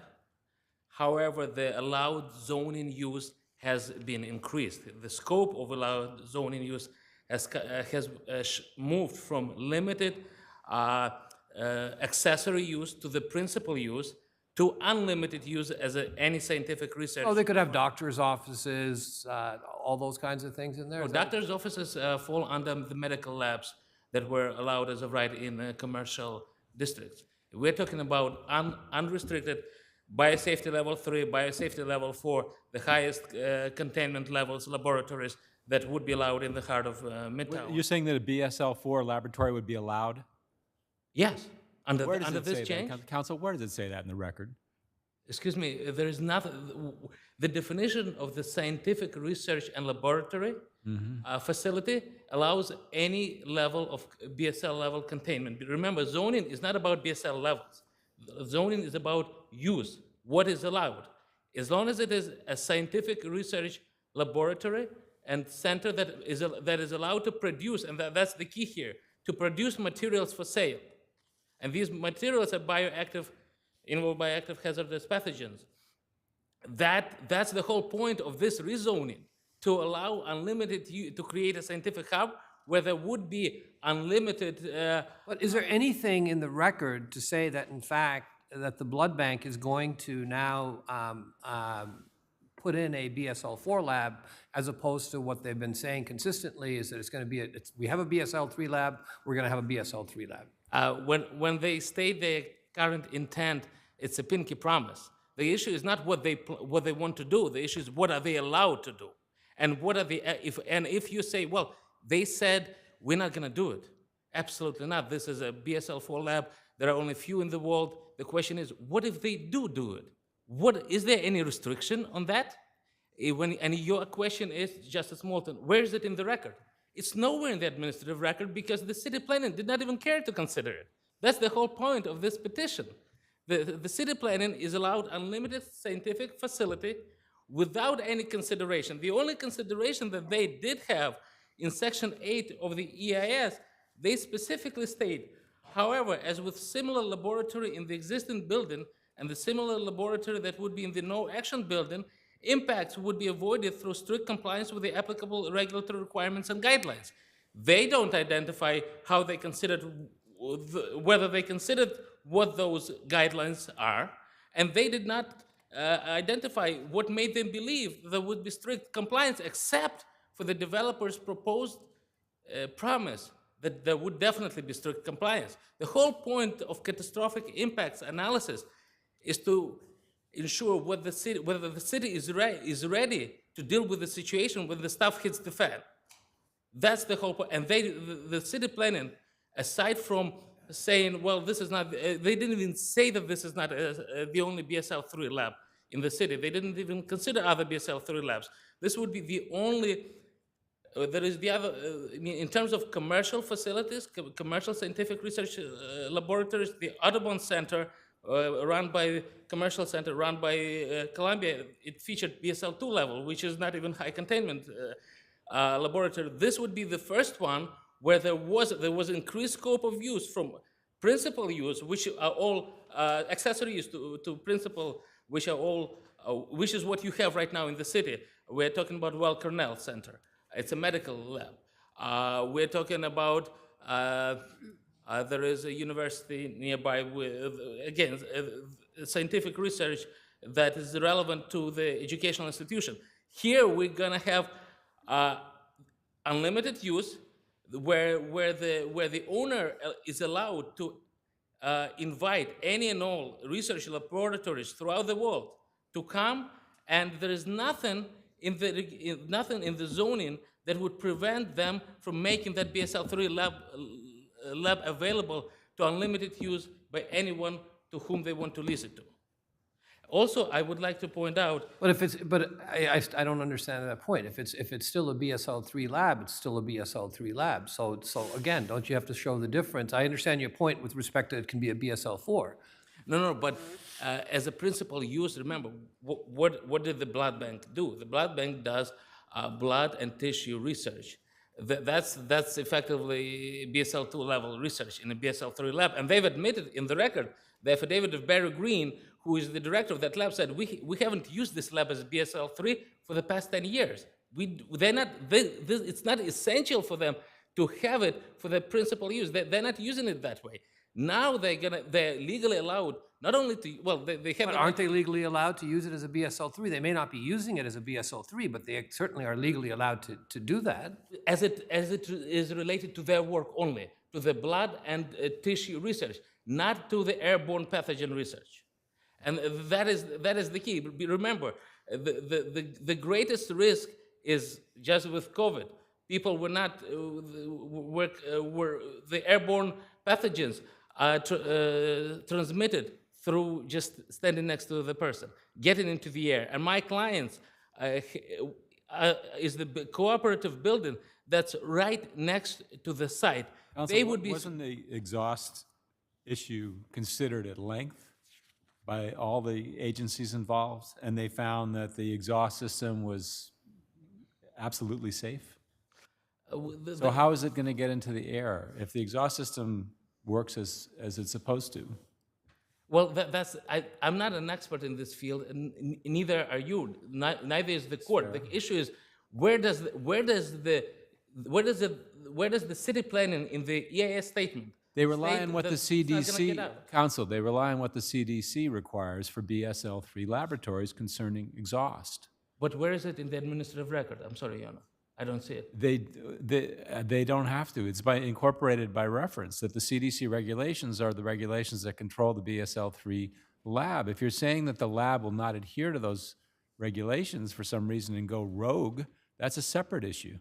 No, under the reasonably foreseeable catastrophic impacts analysis, it's not the same issue. They have to identify the nature and relevance of unavailable uncertain information, provide a summary of existing credible scientific evidence available, wasn't done, and then assess the likelihood of occurrence, even if the probability of occurrence is low, wasn't done.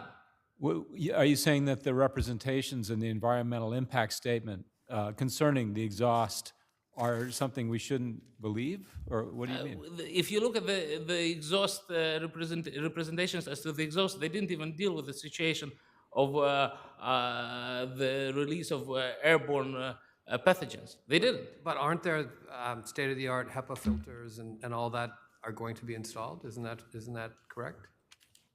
Not. There is the proposal, of course, states, but does not show whether the city planning actually reviewed that in the light of the catastrophic impacts analysis. It doesn't. Okay, thank you, counsel. Thank you. You'll have a chance in rebuttal. Good afternoon. May it please the court, Mackenzie Fillo for the city respondents. This court should affirm because the city, the lead agency, took the required hard look at the environmental impacts and gave a rational explanation for its decision. It was not required to assess the impact of the BSL-3 lab at all because, as it is undisputed, they can rebuild it as of right and not as an accessory Well, use. what about the 2 points counsel made? First, that in fact, they can put in a BSL-4 lab. And second,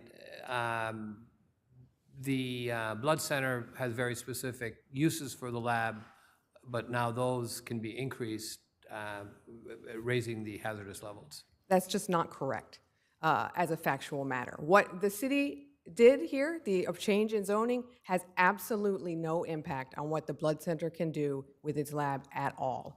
The blood center can operate a BSL-3 lab or probably even a BSL-4 lab as of right because it is a nonprofit institution, and under use group 4 in the zoning resolution, it says nonprofit institutions can do whatever, basically anything within their nonprofit ambit in a use group 4 as of right. What this rezoning did is allow a scientific research and development facility, which is different than that's not what the blood center is. A scientific research and development center facility contains a lab for research plus space for production, storage, and distribution of scientific products. That's why they were previously relegated to manufacturing districts.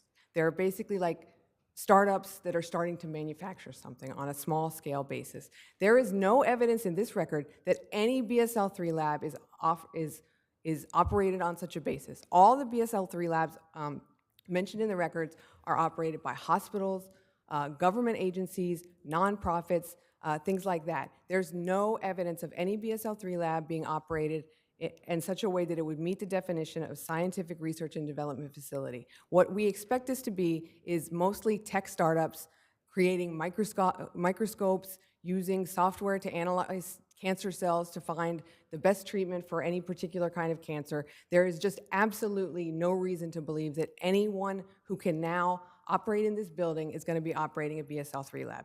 Separate and apart from that, the blood center is authorized before this zoning change and after this zoning change to continue operating its BSL-3 lab as of right. It is undisputed.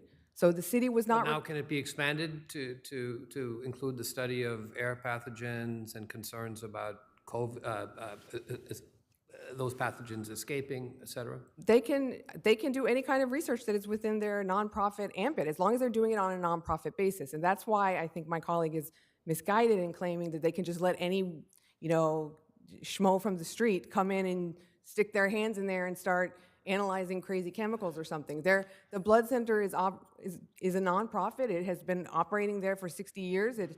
There's not a shred of evidence that they've ever done anything unsafe.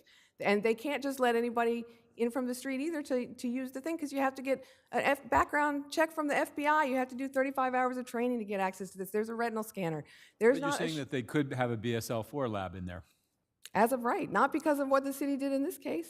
I mean, and if anyone I mean, has the a CDC problem- would have to approve that, though. A BSL-4 is for pathogens for which there's no immediate inoculation, I gather, like Ebola or some other. I think is that that's correct? right. I don't. There's.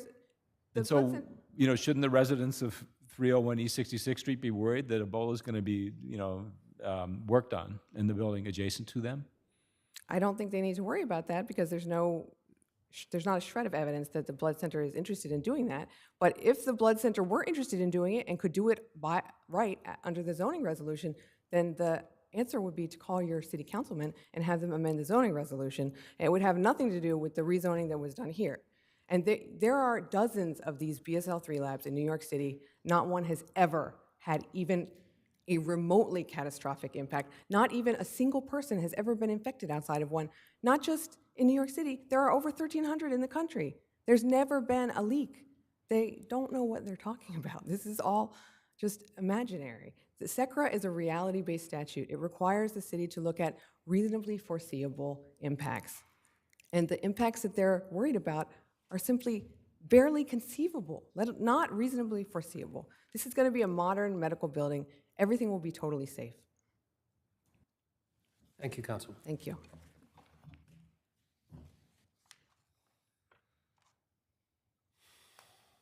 Good afternoon, Your Honors. Janice McAvoy from Fried Frank on behalf of Respondent New York Blood Center.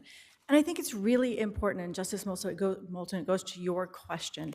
The New York Blood Center is and always has been not just a blood bank, but an important research institute. The Lindsley F. Kimball Research Institute is the research arm of the Blood Center.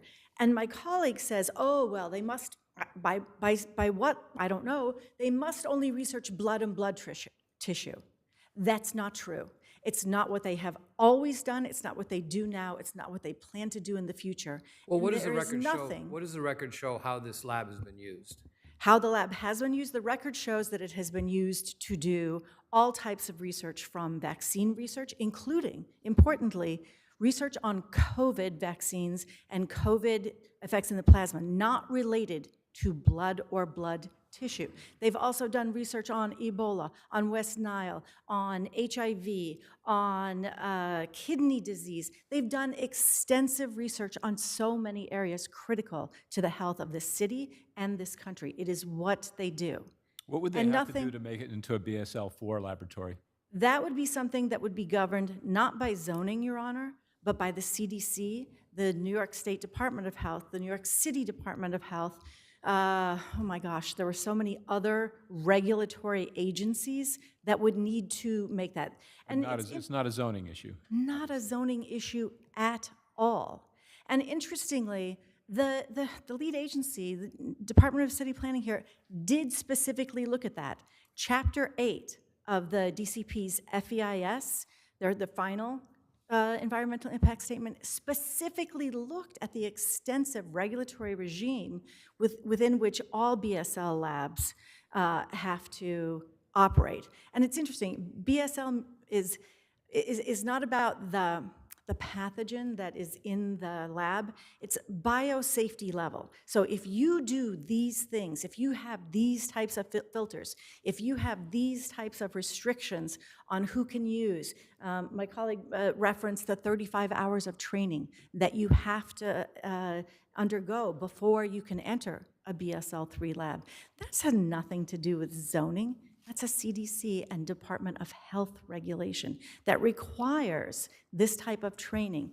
And the accessory use that But how about tie that back into the environmental impact statement in terms of not increasing Sure. hazardous levels? So, of course, the environmental impact statement is supposed to look at the no action condition, right? What would happen if there were no zoning change whatsoever? And the with action condition, what happens if the zoning is approved? And with the no action condition, the blood center could tear down its existing building, build a new state-of-the-art facility just for itself with a BSL-3 lab, and it could let others use that under existing zoning. An accessory use isn't limited to blood products. It's not limited to employees of the blood center. In fact, it's quoted at page 33 and 34 of Appellant's brief. You can use an accessory use for customers or visitors of the principal user. There's nothing in existing zoning now that restricts this use. So in the as of right, no action situation, we have a BSL-3 lab that is regulated by the appropriate regulators. In the change, the with action, the simple change to zoning to allow not the blood center to rebuild its facility, that can happen with or without a zoning change. The only thing that the zoning change allowed is it allowed the blood center to build a tower on top of its newly constructed facility to rent to R&D commercial tenants. Not for them to build a BSL lab. There's nothing, a BSL lab of any level, right? It's for smaller R&D tenants, commercial tenants, to pay rent to the blood center so that they can have money to fund Councilor, their we have about critical 30 mission. seconds left. Do you want to address the spot zoning issue so your adversary can? Sure, Your Honor, I think it can be dealt with so quickly. The issue of spot zoning is not whether a zoning change affects one spot or one owner. Is the rezoning a part of a comprehensive plan? And it has been part of New York City's comprehensive plan to improve the life sciences economy and life sciences business in New York City. There's been a plan for 10 years, and their own expert quotes it and says that the New York Blood Center's new Center East proposal is critical to that comprehensive plan. Thank you. Thank you.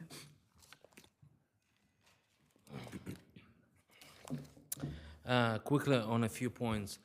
The expression "just for itself." The whole point of accessory use it's tied to the principal use. That means the BSL-3 lab would be used only by the blood center. Now, let's assume they start leasing it to non-blood center personnel or companies, research labs. At that point, there is enforcement that I could initiate to stop them, argue, and then we'll have a fight whether it's principal use, non-principal use. Once the rezoning went in, there is no enforcement mechanism. It's not only can the blood center build the BSL-4 lab or allow BSL-3 lab unlimited use. Isn't the point of your adversaries is that it doesn't matter because as of right, the blood center could, if it chose to, in fact, go up to a BS level 4. And at that point, I would ask them, how is it tied to your principal use? A BSL-4 lab is... But if they can do it as of right, doesn't that change? But I can enforce the requirement of principal use. I can look at, make a challenge with the city and show up in courts with an order to show cause, saying they're farming it out to people that are not part of their principal use. Well, but that's not this litigation. Maybe that's future litigation. I don't know. But now why there would are be no litigation. We have enough issues to try to resolve on this record as opposed to what happens. My point is there would be no litigation. At this point, there is no litigation. When they say, well, we're not going to let in Joe Schmoes from the street, how do you know this? If they do, what's the enforcement mechanism? There isn't one. Zoning, in terms of not-for-profit institution, and the question, it's really not a zoning issue. It's a CDC issue, health department issue. That's not true because the whole point of the seeker manual, state regulations, is to determine how the increase on the use or new use would impact the environment. And in terms of CDC regulations, all that nice stuff, none of it was considered at the administrative level. In terms of spot zoning, I want to emphasize one thing. this was a two-part rezoning. The blood center does not have to develop a scientific hub there. They were moved into commercial zoning. What they can do is to raise the building and open shops there. There is nothing legally preventing or binding them to maintain a blood center in order to keep the commercial C2-77 zoning. That's That irreversible. just sounds so speculative. I mean, is there any indication that they're going to put up a mall in? No, it's not. The question is, you have a change of zoning. You have a change in allowed use from R8 residential district to commercial districts with a whole plethora of new uses allowed. And we're saying it's spot zoning. They say it's not spot zoning because the city has an overarching policy to get science labs into the city. Great. But what if they decide not to build a science lab? Does that rezoning commercial C27 go back? The answer is no. They keep it. So what is the mechanism? There is a restrictive declaration that limits the height of the building to 80 feet if they do not build a scientific research laboratory. But there is a cancellation clause, and because of the upcoming City of Yes zoning changes, that's going to get canceled. They're going to build a super tower, 1,000 feet super tower for luxury condominiums. Nothing prevents that. I know you're smiling, but I'm a land use attorney, and I just see how these various different things play out. And but when you look at the papers again, ask yourself: there was a C27 rezoning with permission to apply for special permit. What if they don't apply for special permit? They keep the C27 rezoning. What is the city's policy for allowing that? And there is none. Thank you, Council. Thank you all.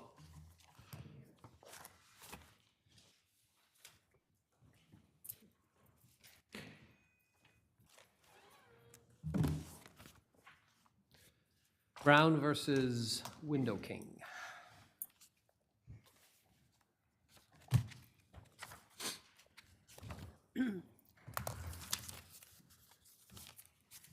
You may proceed, Counsel. Thank you, Your Honor. If it pleases the court, Kyle Dorn for defendant appellant Stillman Management, Inc. Under the disclosed agent rule, the lower court should have dismissed these claims against Stillman as it found that Stillman lacked exclusive control of the area of the alleged injury and the injury-producing work. The facts of this case clearly... What does the management agreement say what Stillman's responsibilities are, specifically with respect to the common areas and also the rear parking lot? Stillman had an obligation to oversee the building staff in maintaining in their maintenance of the... Oversee and supervise contractors performing work at the premises, right? That's a quote. Yes, Your Honor, that is correct. And wouldn't that include contractors whose work might have an impact on, for example, the parking lot? That could, Your Honor, but the question here and the So question... haven't you, but just based on that concession, haven't you essentially taken over the owner's responsibilities, at least relating to the parking lot? And Your Honor, the exclusivity aspect of that is the critical factor here. There is no doubt that Stillman had some obligations for general oversight of the... Well, we're not saying as a matter of law. We're saying, aren't there issues of fact about that? I agree with you. It's not clear, but aren't there issues of fact that, in fact, that you have exclusive aspects over that area, as well as a obligation to oversee the work performed? I don't believe there are issues of fact as to whether Stillman had exclusive control over the area where the injury occurred. The court specifically found that the security contractor had control over the area, that the two individuals performing the work, one of which testified he acknowledged that they should have secured the area where this accident happened. But had you originally secured it, then the accident may not have happened, correct? If there were cones around it or yellow tape or something because there was work being done above. If the security contractor had, yes, that would not. No. But I'm saying, isn't that your obligation too, or arguably your obligation based on the management agreement? Understood, Your Honor, but that's the critical question, whether we were the only one that had the exclusive obligation to control that area. That's not the only question. The question is whether you had whether you were among the entities that could have done that. And if you didn't, if that was among your possible duties and you chose not to do it and someone got hurt as a result, wouldn't that make you liable, even if it wasn't exclusively your obligation? Well, that's the critical issue, Your Honor. It wouldn't make us liable under the disclosed agent rule. Under the disclosed agent rule, the managing agent's contract with the non-party condominium is the only thing that can create liability for the managing agent at this property. It's its only connection to the property. Right, and the management agreement says that you're responsible for the rear parking lot, you're responsible for supervising contractors who are on the premises. Yes, Your Honor. So you're displacing the owner with respect to those responsibilities. Other defendants may also have responsibilities, but that doesn't mean that you're absolved of your responsibility. Am I mistaken? But, Your Honor, the question is whether it's a negligence duty that we had to this plaintiff or whether we had a contractual obligation to act towards the condominium. The condominium didn't cede all of its obligations under the management agreement. It maintained the right to step in and manage its staff, just to fire and hire its staff. It maintained the right to approve or disapprove of improvements. It maintained the right to step in into these circumstances. Under these So you're saying that the owner, the condominium owner, is also responsible? Yes. But wouldn't that be just simply you bring a third-party action saying, hey, it's you're responsible, we're not responsible? By the managing agent, a third-party action, Your Honor? Of course, that's an action that could have been brought. But the condominium itself was not brought into the action. The condominium is the party that has that first obligation. The managing agent is only an agent of that condominium. It doesn't have an underlying obligation. You're saying under Espinal, you have to completely displace the owner and its responsibilities, right? It's a separate argument from it's not Espinal, it's the disclosed agent rule. Espinal is a separate body of case law as to this argument. The management agreement. You're saying Espinal doesn't apply? I'm saying that it's a different argument. It's a different body of case law. The managing agent agreements and the disclosed agent rule say that managing agents can't be held liable unless they exercise exclusive control over the area of the injury-producing work. And that's because they're the agent of a principal, in this instance, the condominium. And the condominium, as the principal, is the party that has the obligation in the first instance. The managing agent only assumes that obligation if it agrees to be exclusively in control. You concede that we have cases from this department where there's a comprehensive management agreement, and the devil are in the details, of course. And in that case, a managing agent can be held liable to someone who has a tort happen to them on the premises. You concede that, right? I mean, if there's a comprehensive property management agreement, you're at least potentially liable. Yes, under circumstances where the managing agent has taken over that exclusive obligation. These circumstances are not those. There was a security company hired by the condominium that also had an obligation. There's the unit owner that had an obligation. There's Window King that employed... So that sounds like those are all great third-party actions for you to contemplate. I mean, that's what it sounds like. But the condominium was never sued, Your Honor. The condominium is not a party to the action. Only the managing agent is. Only the agent is a party to the action, and a claim against the agent can't lie when the principal is the one that had the obligation. Okay, thank you, counsel. Thank you, Your Honors.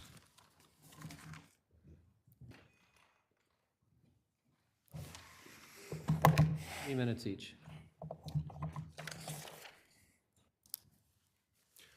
Good afternoon, Your Honor. May it please the court. Christopher Della Carpini for respondent Mary Elena Brown. Your Honors have hit the nail on the head here. The only way Stillman can win this appeal is if Espinal doesn't apply, which would be odd because Espinal is the summa of third-party liability. It restates the rule. Argued that Espinal does not apply. Yes, he did. Counsel does not. In fact, this is the first time I've heard the words Espinal from Stillman. They didn't cite it in their brief. They didn't cite it in their reply brief after we argued it. They believe Espinal does not apply at all. They believe that their liability is determined by the Gardner decision, which the Court of Appeals handed down in 1956, in which it stated this rule that a managing agent, apparently unlike other contractors, is liable only if they took exclusive control of the premises, which is a convenient rule and sounds like it's much tougher. When does an owner ever give up all control of their property? But Stillman doesn't cite a single case that reconciles Gardner with Espinal. No explanation of whether today Gardner creates an exception to the rules we all rely on in Espinal for managing agents and another rule for other contractors with the owner. They don't even have a case. And is it consistent with our own case law post-Espinal in terms of how we analyze it? Do we recite to Robinson? Speaking of which, Your Honor, I would bring to this court's attention the Long decision, which was handed down around 11 o'clock this morning, which I have served notice of an additional citation. I've served on a NICEF.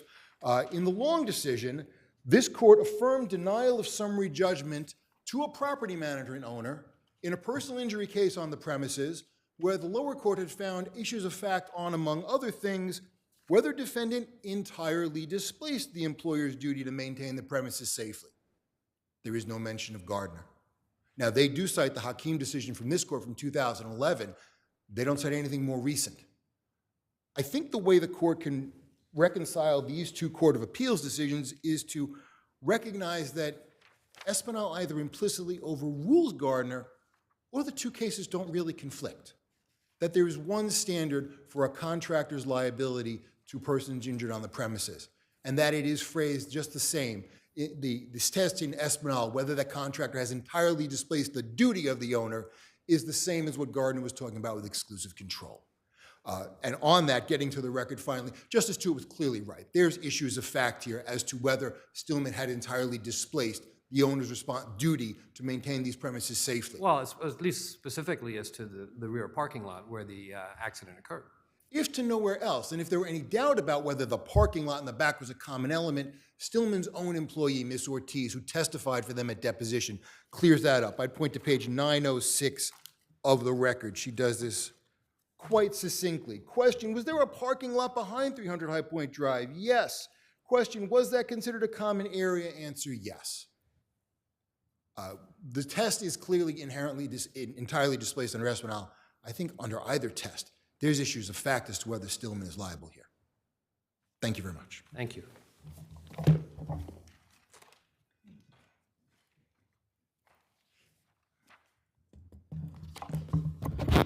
Good afternoon, Your Honors. Seabricks Johnson for the respondents, Window King. I think we talked about Stillman. I want to talk to the procedural issue at this appeal regarding Window King. Stillman is the only party that filed a notice of appeal. So any arguments from any of the other parties regarding Window King's negligence shouldn't be considered by the court. And we made a motion to strike portions of plaintiff's brief regarding any arguments regarding Window King's liability. The brief was stricken. So if the court was to be persuaded by the arguments that Stillman should still be in the case, the only claims that could come back against Window King are their common law claims for common law indemnity and contribution, because no other party filed a notice of appeal. So there's no jurisdiction to hear any arguments against Window King regarding liability except any other party but Stillman. Now, turning to the evidence regarding... So in Stillman's brief, they didn't address Window King's liability? They did, but... Why doesn't that raise the issue before? No, I'm saying that no other party filed a notice of appeal. And so I cited case law in my motion papers and in my brief saying that if you don't file a notice of appeal, that you can't raise arguments on appeal regarding liability because the court doesn't have jurisdiction to entertain those arguments as to plaintiff or as to the other parties. You can consider those arguments as to Stillman, but not to Window King. That's the point I'm trying to make. And as to the evidence regarding whether or not Herrera and Rivera were independent contractors, I think, you know, the evidence is pretty strong. He wasn't on Window King's payroll, Rivera, no insurance, no benefits, no car. T-shirts saying Window King. Who paid for the insurance? For those employees? Well, you're saying they're not employees, so... Yeah, well, excuse me, I'm sorry. Regarding Rivera and Herrera... You're independent contractors. Yes, my independent contractors, yes. Well, my client did say that he handed out the T-shirts in his affidavit, but... And did he pay the insurance? Because presumably insurance is necessary to get into the building to do work if it's... who paid the insurance? I would imagine to get into the building that Window King probably paid the insurance. And that's what he had to present to the condominium. But it doesn't mean that under all the cases that I've cited that they were our employees at the time of the accident. Just because I paid for insurance to get into the building doesn't mean those guys are my employees. And didn't Rivera work exclusively for Window King for I think, at least 3 years? I don't think the evidence was that he exclusively worked for Window King. I know that he did work for him for Herrera for 3 years. So this is how it worked according to the evidence. Herrera was in default. He wasn't deposed. I hired Herrera. I've known him for 30 years. He's done all these window installation works, and then Herrera would hire Rivera. And if Herrera did not pay Rivera, under those circumstances, would Window King make up the shortfall? There was a couple of instances where Rivera said, I have not got paid, I need my money. He went to Window King to front him the cash. But again, all these transactions were in cash, which are further evidence of an independent contractor relationship, not an employer relationship. If there are any other questions, I'll just rest in my brief. Thank you. Thank you.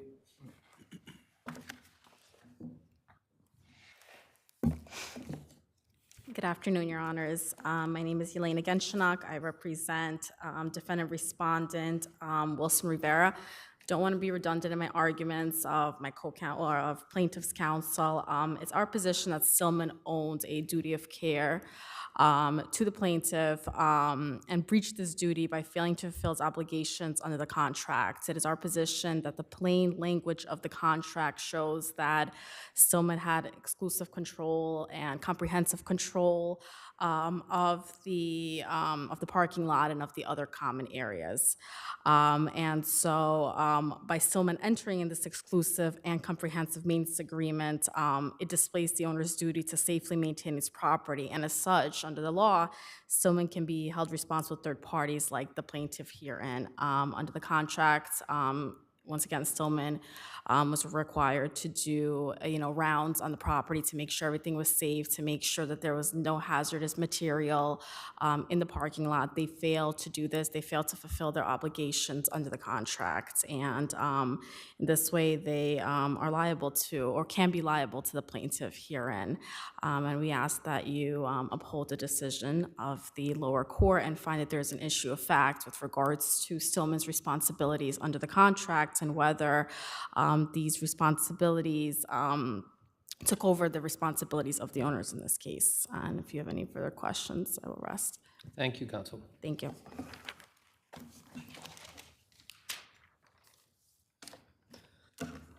Thank you, Your Honors.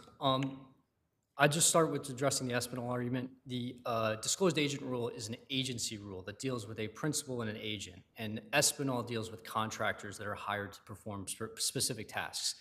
In this instance, the managing agent is hired to act as the agent of the condominium, and that's why it needs to exercise exclusive control outside of the condominium for the disclosed agent rule not to alleviate of liability to third So is it your view that Espinal can never be utilized to hold in a managing agent?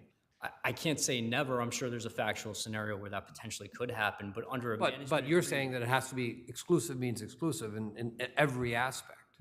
Well, then yes, Your Honor. As You far are as- saying that. You're saying that we should.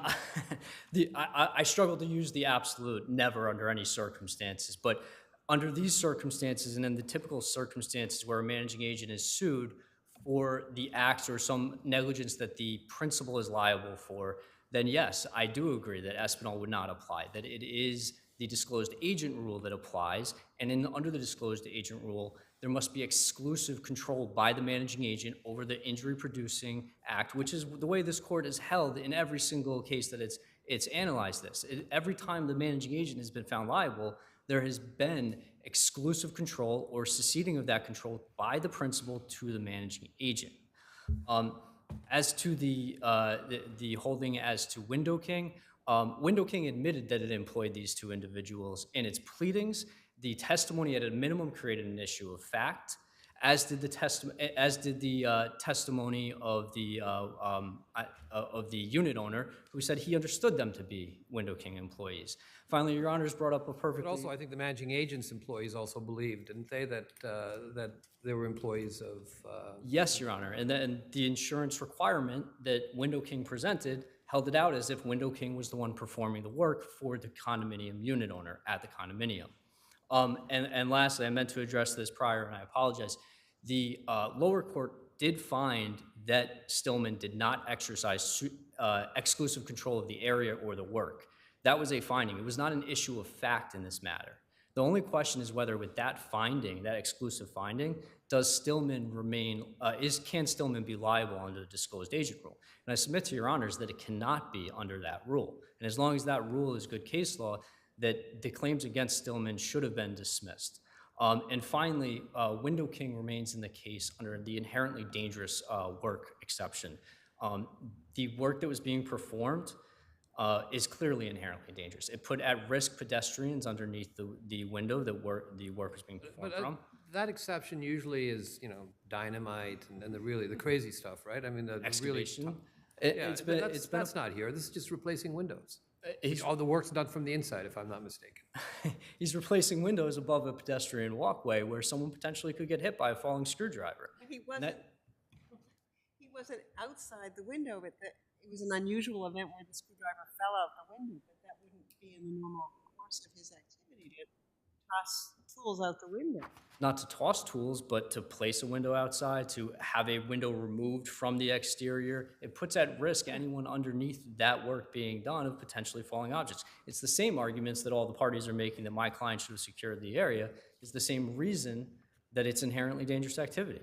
It's an activity that created an inherent risk to pedestrians walking underneath it, and it should be found as such. Thank you, counsel. Thank you all. Thank you, Your Honors.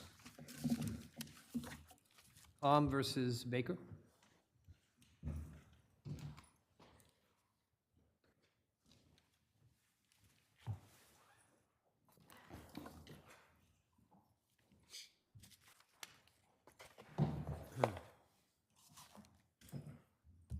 May it please the court, Michael Colasano for the appellant, Com. Com Avenue LLC is the name of my client. And as I'm sure you're aware from review of the record, the respondents admit that the president of the board said that an LLC cannot purchase the apartment. Now, But that wasn't the purpose of the deal, right? The purpose of the deal was that you would essentially do a renovation which would enable the tenant to sell to a third party. well, the contract as stated was that the But the intention was never that you would take title at the end of the day, right? It was, Your Honor, and the transaction was that the apartment was indeed going to be renovated because it had been in previous litigation because there had been some mold. So let me ask you a question. You stand on this argument and you say, well, the president was going to rent to or sell to an LLC. But if you never got a package in, how do we know what the board would or would not have done with respect to the application? Well, that's one of many reasons why it couldn't have been sold. The contract never existed. Miss Baker You said that admitted the contract- existence of the contract at oral argument, according to the decision in this case. Also, isn't there a signed contract in the record? Your Honor, there is no, if you examine 200... Actually, answer my second question first, if you would. Is there a signed contract in the record, or am I mistaken? Not in one of the 260 pages of the repeal is there a signed contract. Okay. As to your first question, oral argument is back and forth, and I was responding to questions from the judge about... But you also alleged in the complaint the existence of a contract, did you? I did not write the complaint, and the complaint... Well, it doesn't matter if you did it. I mean, in other words, it's the party's, complaint, and so Well, you stand by that. If I may, I didn't write the complaint. Complaints can be amended, and complaints can be amended up until the time of consideration by the jury to conform to the evidence. Now, Has this complaint been amended yet? No. well, this complaint has been stuck in limbo since this process started because of the motion for summary judgment made by respondent, which relied on evidence which doesn't exist. Now, there is ample evidence in the record that says that there's controversies of fact. Whether you consider there being a contract or no contract, in either case, there is ample evidence that there is questions of fact. And what I was trying to do, sir, when I was speaking to the trial court was I thought I was being put on the spot to assume that there had been a contract. Now, in that case, I could argue back and forth with you about the contentions back and forth about facts on that point. However, we don't feel there is a contract. Well, your feelings aren't really, frankly, critical. Why do you say there's no signed contract? One, both respondents say there wasn't. One under oath. In the case where the trial court referenced another proceeding, sua sponte, where he had experienced personal knowledge of these people 10 years prior, and he put his own personal knowledge into the record here and made a determination in the record here, when in that case, Mr. Baker said under oath that there was no contract, Well, but he counsel, determined there was. regardless of that, how do you refer to the document that appears at pages 32 to 36 of the record, which on on page 36 appears to be signed by a representative of your client. Are you referring to the draft No, I'm referring to the contract of sale signed by the Bakers and by Jamie Gogliak, managing member of Com Ave LLC. On page 30, that's on 35. I don't have it in front of me. If there, Well, that's a rather important document. well, if there's a document that purports to be signed, I don't know when it was. It was my understanding that the only document that purported to be signed was the alleged document. It was purported to be signed on October 6, 2016. Okay. Well, as I said, if the court finds that there is a contract, the facts relating to the default of the Bakers with respect to that contract, hypothetically, are manifold. So what are their defaults under the contract? Assuming that there was a contract, they didn't allow access. The architect was denied access. Weren't they granted access twice and then denied future access when it became clear that this was fruitless? No, Your Honor. The idea that the board package had to be submitted requires intensive work. It's certainly a large, extensive document that requires engineering and architect, and you understand. Then why would you sign a contract saying that you're going to put a renovation package, or you're going to submit a renovation package within 15 days of execution of the contract? I'm sorry, I didn't hear the second half of that. Why would you? Why would you agree to a contract which says renovation package to be submitted to the board within 15 days of execution of the contract, if what you're saying is going to take months of Well, Ms. Baker refused to give them the renovation package. The architect got it from the board, from the website of the board itself. They never gave us the renovation package. Not only that, but Ms. Baker immediately was saying there was no contract and was demanding more money. Mr. Baker said there was no contract. He refused to meet with anybody. All of that's in the record in the emails that went on for months when they were denying a contract, demanding more money, and saying that the contract that was in there was ineffective because they didn't get their new terms. They repeatedly refused not only access, but they never gave this board package. The architect got it himself, was in the process of preparing it, and hand wrote some notes on it, but it certainly wasn't ever submitted. It couldn't have been submitted because that would have required signing by the Bakers, and obviously Bakers allowing access for these contractors. There was no contract, and the trial court relied on his own. Okay, I think you've already made that point, so I'll have you sit, and thank you, Your Honor. You will get a chance to.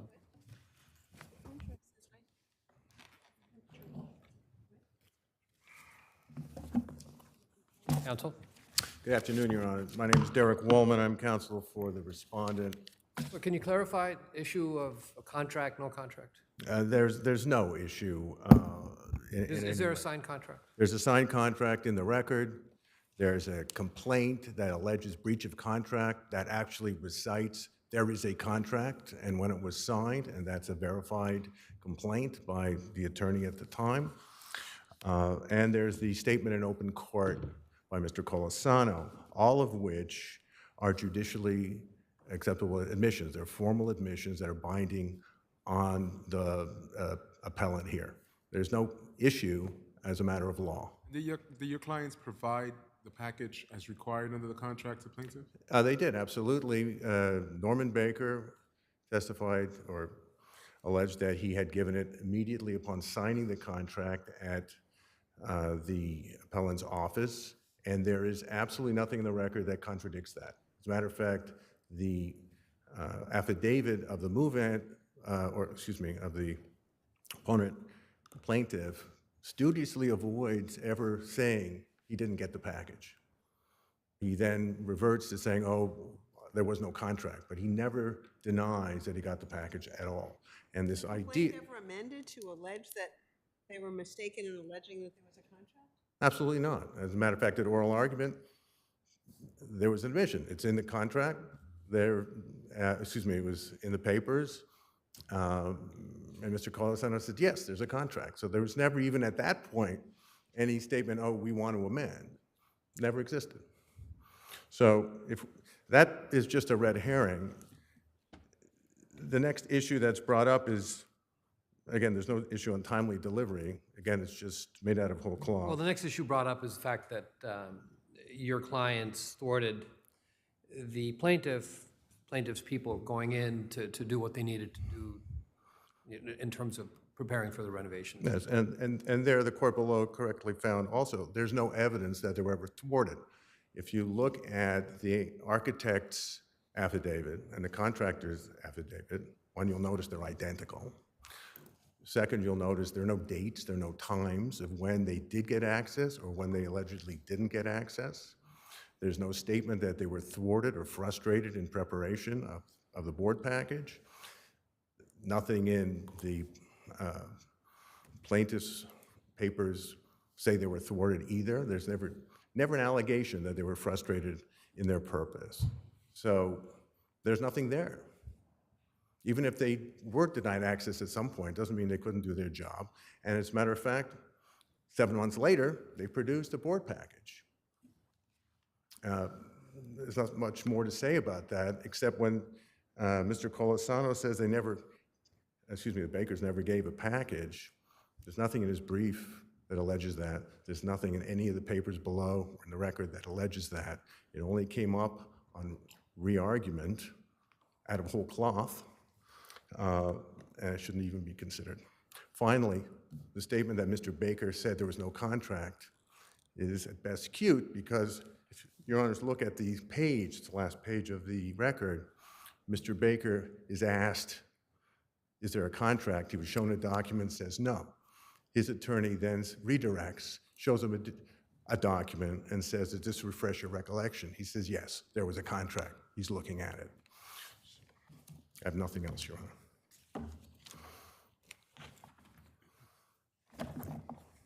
Thank you.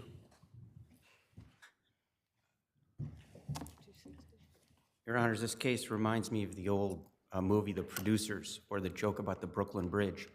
I can try and sell you something I can't sell you 1,000,000 times, but if I can't sell it to you, there's no contract. But counsel, your client signed the contract. You alleged the contract in your complaint. I don't understand. He attempted to do a deal with the Bakers. Excuse me, and there's never been a motion to amend the complaint to say that there wasn't a contract. So how can we not find that there was a contract? The issue of amending the complaint would have been done had not the intervening motions and what have you taken place. The discovery in this action was very limited, and it was provided mostly by our side. There was no deposition of either of the Bakers, and the amended complaint is appropriate when the evidence is produced, and to conform it. So you allege the existence of a contract in your complaint. How do you address that? Your Honor, if you're forming a complaint about breach of contract, that could mean any number of things. It alleges an October 6, 2016 contract between your client and the Bakers. Correct. It doesn't seem to me that can allege for the purpose of about any contract. For the purpose of filing a complaint with respect to a document which purports to be a contract, when you're filing a complaint, breach of contract is one of the causes of action. Now, in this particular case, the attorney who's not here and left didn't have all the facts, as any attorney filing a complaint might not. And one of the facts is that Mrs. Baker had exclusive knowledge that she couldn't sign this contract when it was signed. Later, it came out that that was an issue. That's just one of the many issues that are still debatable facts on either side, contract or none. The Baker's affidavits that they put in after the fact, they changed them and put them in late. They have no substance to them. They say, oh yeah, I gave them the contract. When? Who did you give it to? Where's the email showing it you sent it? They didn't give us any of these things. They completely obstructed the process. From the moment that it started, Mrs. Baker was saying, I'm not doing anything. We have no contract. I want more money. That is on the record in October of 2016 when all of this started. That it went downhill and worse from there. These people were unworkable, unwilling, uncooperative. They took the $200,000 and ran, like the man in The Producers that sells you the price to the producers and runs and sells it to somebody else. I'll sell you the Brooklyn Bridge. I can't, but give me the $200,000. And when you find out that I don't own the Brooklyn Bridge, I'm not giving you the 200,000 back. I'm going to collect. Well, we had a contract. You signed your name. It's right there. It's on a contract. But I don't own the not Brooklyn Bridge. Council. This is a co-op on the east side, if I recall correctly. But in any event, thank you very much. Thank you, Your Honors. Thank you both.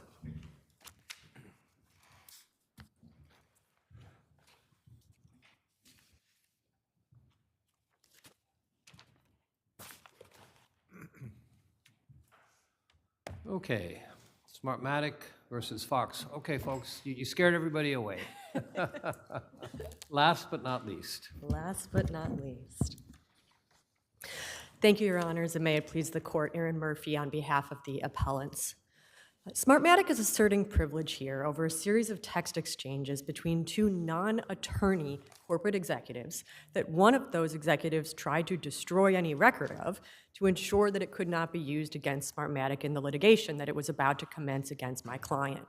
To the best of our knowledge, no New York court has ever recognized privilege over such an exchange, and the trial court's reasons for doing so just don't make sense. But let's just separate the exchanges we're talking about. There's the exchange with respect to destruction, erasure, and then there's also email exchange with respect to damages. So I want you to address them separately and tell me why you don't believe any kind of privilege applies, at least when they're talking about the damages, putting aside issues of Om, Shanti, and all that. Sure, absolutely. The exchange that's happening here is not in furtherance of some sort of materials or documents that are being prepared to assist counsel. I mean, if you look at D2... No, it's the run-up to the complaint, right? They're trying to figure out how they should quantify their damages for the complaint. At this point, they've already provided the information to counsel about damages. At the beginning of this exchange, they say, we've already given to our counsel the financial information, and then what happens? I suppose they could amend what they told counsel, correct? It sounds like they're having a little bit of a debate about how to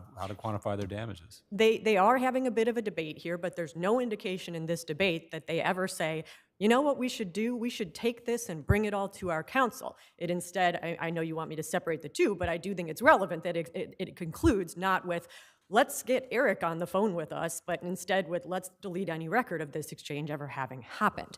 Isn't it true that what they were expressing concern over the valuation of Folio and Air Labs, that ultimately was removed?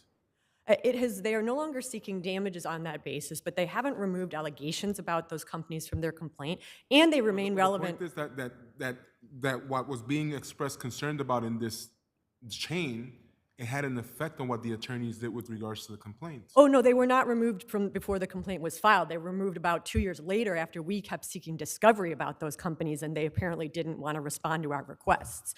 So those allegations were part of the complaint, which makes them relevant also They were removed from the amended complaint. The allegations are still there. They just dropped a footnote saying they're not going to ask to recover those damages.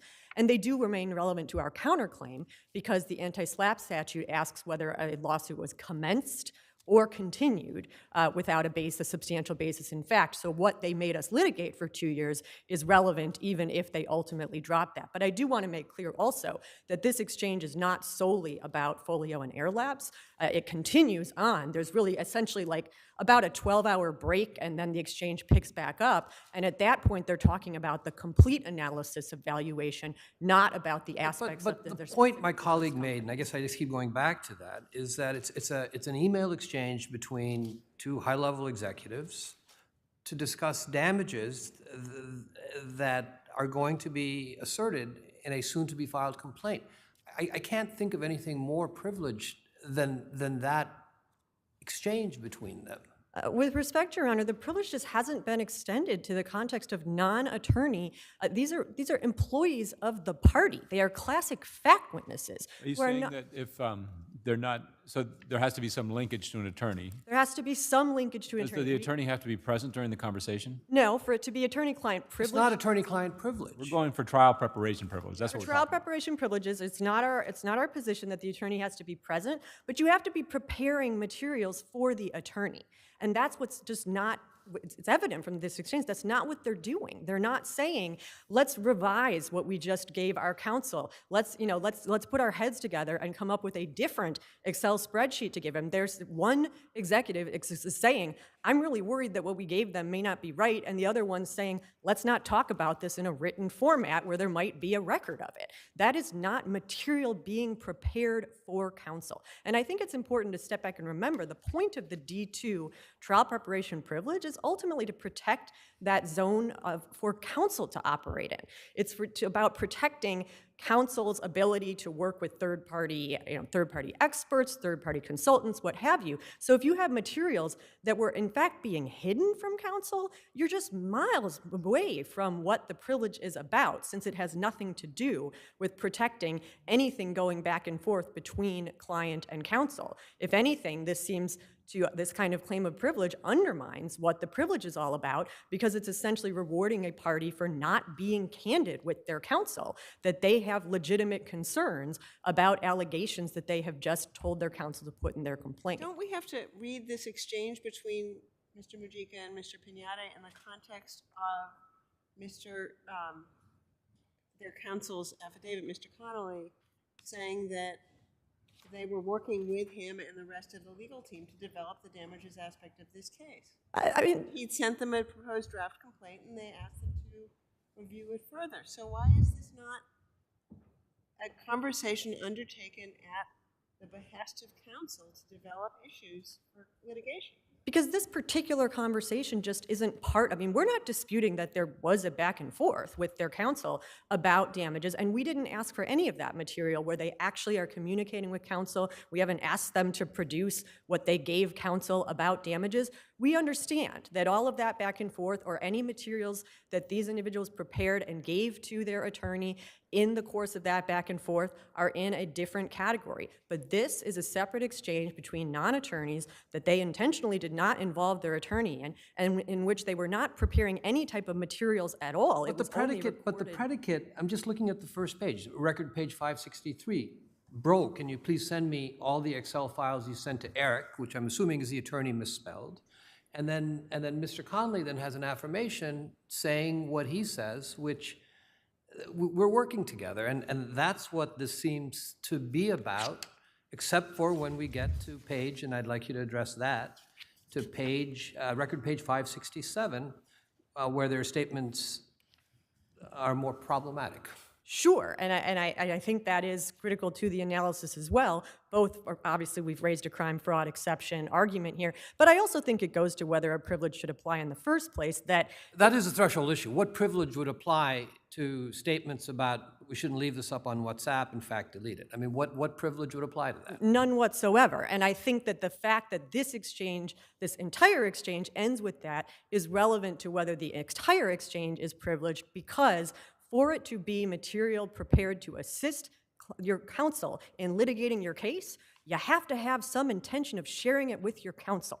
And if what you actually say is... saying that you're going to delete it from WhatsApp doesn't mean you're not going to share it with counsel, right? There's no indication in here that they intend to share with counsel. That's an assumption on your part, because there's no indication either way. Mr. Connolly's affidavit doesn't say they ever shared it with him, and in fact... Clearly at some point it was shared because they removed the folio on the Air Labs. No, that was not as a result of this exchange. No one has ever suggested that was disclosed, right? This was disclosed to us, and when what happened here is it was inadvertently, apparently, disclosed to us through discovery. We attached this material to a motion that we filed in the lower courts, and that was apparently the first time their counsel ever became aware of this exchange. And at that point, their counsel said, we want to claw this back. So there's no indication in Mr. Connolly's affidavit or anywhere else. The first time that their counsel was aware of the exchange, or the first time their counsel was aware that it was disclosed to you? It appears it's the first time they were aware of the exchange, because they basically said then the reason they wanted to claw it back is because if they had been aware of the exchange, they would not have disclosed it to us. So it appears that they were unaware of this exchange. Or there are inadvertent disclosures, right? They knew about it and mistakenly disclosed it. That's possible, right? And that's not consistent with what they have said in their briefing and their affidavits and all of this to date. Is that in the record, counsel? It's in the back and forth of the letters that are in the record. Yes, if in the record has the exchanges that occurred between counsel for both parties about their efforts to claw the document back, why we didn't think it was privileged, and of course it has Mr. Connolly's affidavit. And none of those ever indicate that this exchange was ever shared with counsel. And I just want to be very clear, the Folio Air Labs issue was years later that they Is your removed that from position that the whole exchange about deleting the text messages, that was in part to keep it from their own counsel? It's our position it was to ensure that nobody ever saw it. I mean, if you want to share material that's covered by D2, the type of material that's supposed to assist your counsel with your case, you don't delete it. You give it to your counsel. You could also speak to counsel, right? You certainly could speak to counsel, but there's no reason to delete material that you believe to be covered by a privilege because you are sharing it with your counsel within the scope of privilege. Well, if you believe it to be covered by privilege, is there a duty to maintain it? There's a duty to maintain all of your documents once you have anticipation of litigation. It is for determinations to be made later about what is privileged and not. It is not for a client to unilaterally destroy material because they're afraid that a court might say it's not privileged and indeed is something that is damaging to their case. Thank you, counsel. May it please the court. I'm Michael Vadas of Benish, Friedlander, Copland, and Aronoff for respondents Smartmatic. As the court's questions indicate, what we have here are two senior executives who are the corporation's principal interlocutors with their counsel, discussing their communications with their attorneys in preparing for trial. The attorneys... Well, it's not preparing for trial. I mean, you haven't even filed a complaint at this point. Preparing the complaint. It's anticipation of litigation is what it is. Yes. The attorneys, we had given them the complaint and had asked them to give us information. So your adversary says, look, these guys, it's clear from the statement to delete it, there was never an intention to share this with counsel, and therefore it doesn't fall within that privilege. How do you respond to that? They might not have intended to share the WhatsApp exchange, but their analyses is what they were supposed to share and what they did share with counsel. I mean, when you ask someone to perform an analysis, you're not asking them to share a transcript of the back and forth in the laboratory or in the coroner's examination room. You're asking them to share the product of their analysis. This was them engaging in their analysis, in their back and forth. And it was not a debate. You can read the transcript. It's an exchange. One executive asked questions. He said, I'm not sure about the evaluation of these two things. And then the other executive explains it to him. This is the exchange. It is all about the complaint, the communication from counsel that communicated the complaint. The complaint is clearly work product, and then they're giving input back. Not in this exchange itself, but this exchange is part of the analysis that's going back to... So in other words, you're saying the privilege is far greater or than what how counsel seeks to restrict it, saying counsel has to be involved in that exchange, for example. Yes, Your Honor. I think the case law is clear. The attorney does not need to be present for any of the privileges to apply. It doesn't need to be the written product of the attorney for any of the privileges to be applied. So what, if any, privilege applies to that section of the back and forth regarding the getting rid of the text messages? If you excise those two brief lines, I don't think they would be privileged on their own, but they're part of the entire exchange. So I'm sorry, go ahead. Go ahead. Go ahead. So implicitly, you're arguing that it's materials prepared and anticipation for it in the anticipation of litigation. No, aren't you?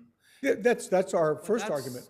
That, with respect to these two statements, that's what you're saying. I'm saying they're part and parcel of the exchange, but the real relevant analysis obviously precedes those two lines. And again, the So idea... do you agree that these two statements that appear on record page 567 should be turned over? Should not be clawed back, actually. Should not be clawed back. Fair enough.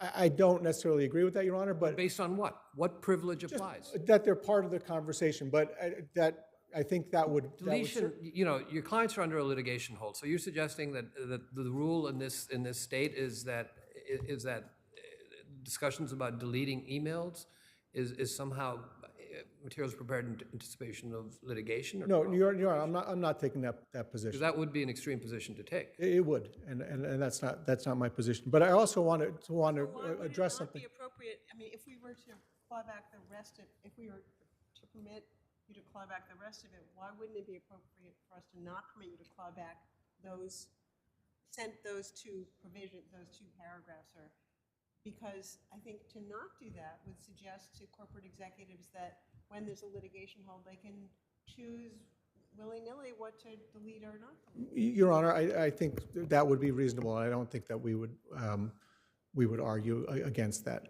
But I would like to address something that counsel said, which is that the two executives intended to keep this from counsel. There's no indication of that. I think it's pretty clear that the CEO recognized they were talking about a sensitive subject and didn't want to have a record of that because people are aware that we used to say when I worked in Washington, if you don't want it on the front page of the Washington Post, don't put it in an email.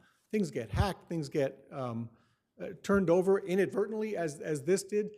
When you're working with confidential information, you take measures. So there's no indication whatsoever in the conversation itself or anywhere else in the record that there was an intention to keep this exchange from anyone, including counsel. So I just want that to be clear on the record.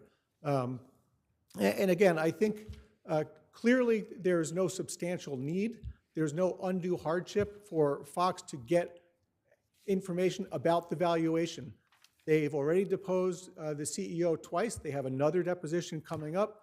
They have depositions coming up. Certainly, they would like to be able to use this exchange when they depose the executives, to hold feet to the fire. Certainly, but that doesn't mean that they have an undue hardship in getting substantially equivalent information about the valuations or about any doubts about the valuation. And there are Ultimately, who sets the valuations? Is it the experts? I mean, ultimately, or is it's based on information that's given by the executives and then presumably the experts opine? It's a combination, and as the exchange refers to, there were numerous valuations done over the years by different accounting firms and experts who do this sort of thing. And then the executives, of course, provide information about the different business lines, what profits they made or what they were expected to make, what business they had planned for the future and things. So it's a combination of the two. And I think on your point, Your Honor, I think if you look at the Court of Appeals decision in Kozlowski and also the decisions in Mahoney and Markle, these are cases where the party seeking disclosure said, well, we want access to the witness's notes. And the court said, you can interview the witness yourself. It's, even if that witness's first interview might be inconsistent, the court did not find that was, that indicated a substantial need. If the party has access to the witness or to the same information elsewhere, information about the valuation of the company, then that's substantially equivalent. And that's obviously easy to get. We have provided mountains of evidence about the valuation. Thank you, counsel. Thank you, Your Honor. 2 minutes. If I could briefly address this substantial need issue. To the extent it wasn't clear at the outset, it's quite clear now that we have substantial need for this information because Smartmatic has instructed these individuals not to answer questions about this in their depositions. We asked Mr. Mujica, did anyone ever within Smartmatic, express doubts to you about whether these valuations are correct? Is that in the record? Yeah, it's not in the record, but neither is their representations that we were free to ask. But that's something presumably that can be addressed by the trial court, saying that based on discovery responses, we now have substantial need for this information. That's really not before us. We would welcome this court making clear that should remain an open question in the trial court because the trial court has held that we have no substantial need. And I think it has been demonstrated that is not really a fair conclusion in light of how these depositions have actually proceeded. Could you unpack the substantial need for me a bit? Because it sounded to me like this. They're asserting privilege at their EBT. Therefore, we need to get this privileged information to show that they shouldn't assert privilege. I don't get that. And maybe I'm misstating your position, but that's what I heard you to say. No. Our position is that when you have a valuation that is based in substantial part on your executive saying, I know this company particularly well, and I'm going to tell you what I think were lost opportunities. But is that a fair characterization? Because I just heard your adversaries say that there's mountains of information, and ultimately it's executives give information, but it's accountants and experts who opine about values of companies. With respect, I don't think we can kind of have it both ways here, where they get to rely on the evidence that's not in the record, but I can't kind of respond to the problems with what they have done to us in discovery, which is prevent us from asking questions about all of this. And Mr. Mujica has said he doesn't remember this conversation, so we also need this to refresh his recollection. So I do think that it's particularly problematic for them to say, oh, don't worry, all of this will be worked out in discovery, you'll be able to have these depositions, when they're not acting, they're acting contrary to that in the actual depositions that are happening in this case. So there is a substantial need here, because we need to be able to ask not just whether the valuation was correct, but for a jury to know that the president of the company was saying, I'm worried that what we're putting in our complaint is not even credible. That's incredibly important information that we're not going to be able to reproduce just through a deposition or putting somebody on the stand. Thank you. Thank you. Thank you all.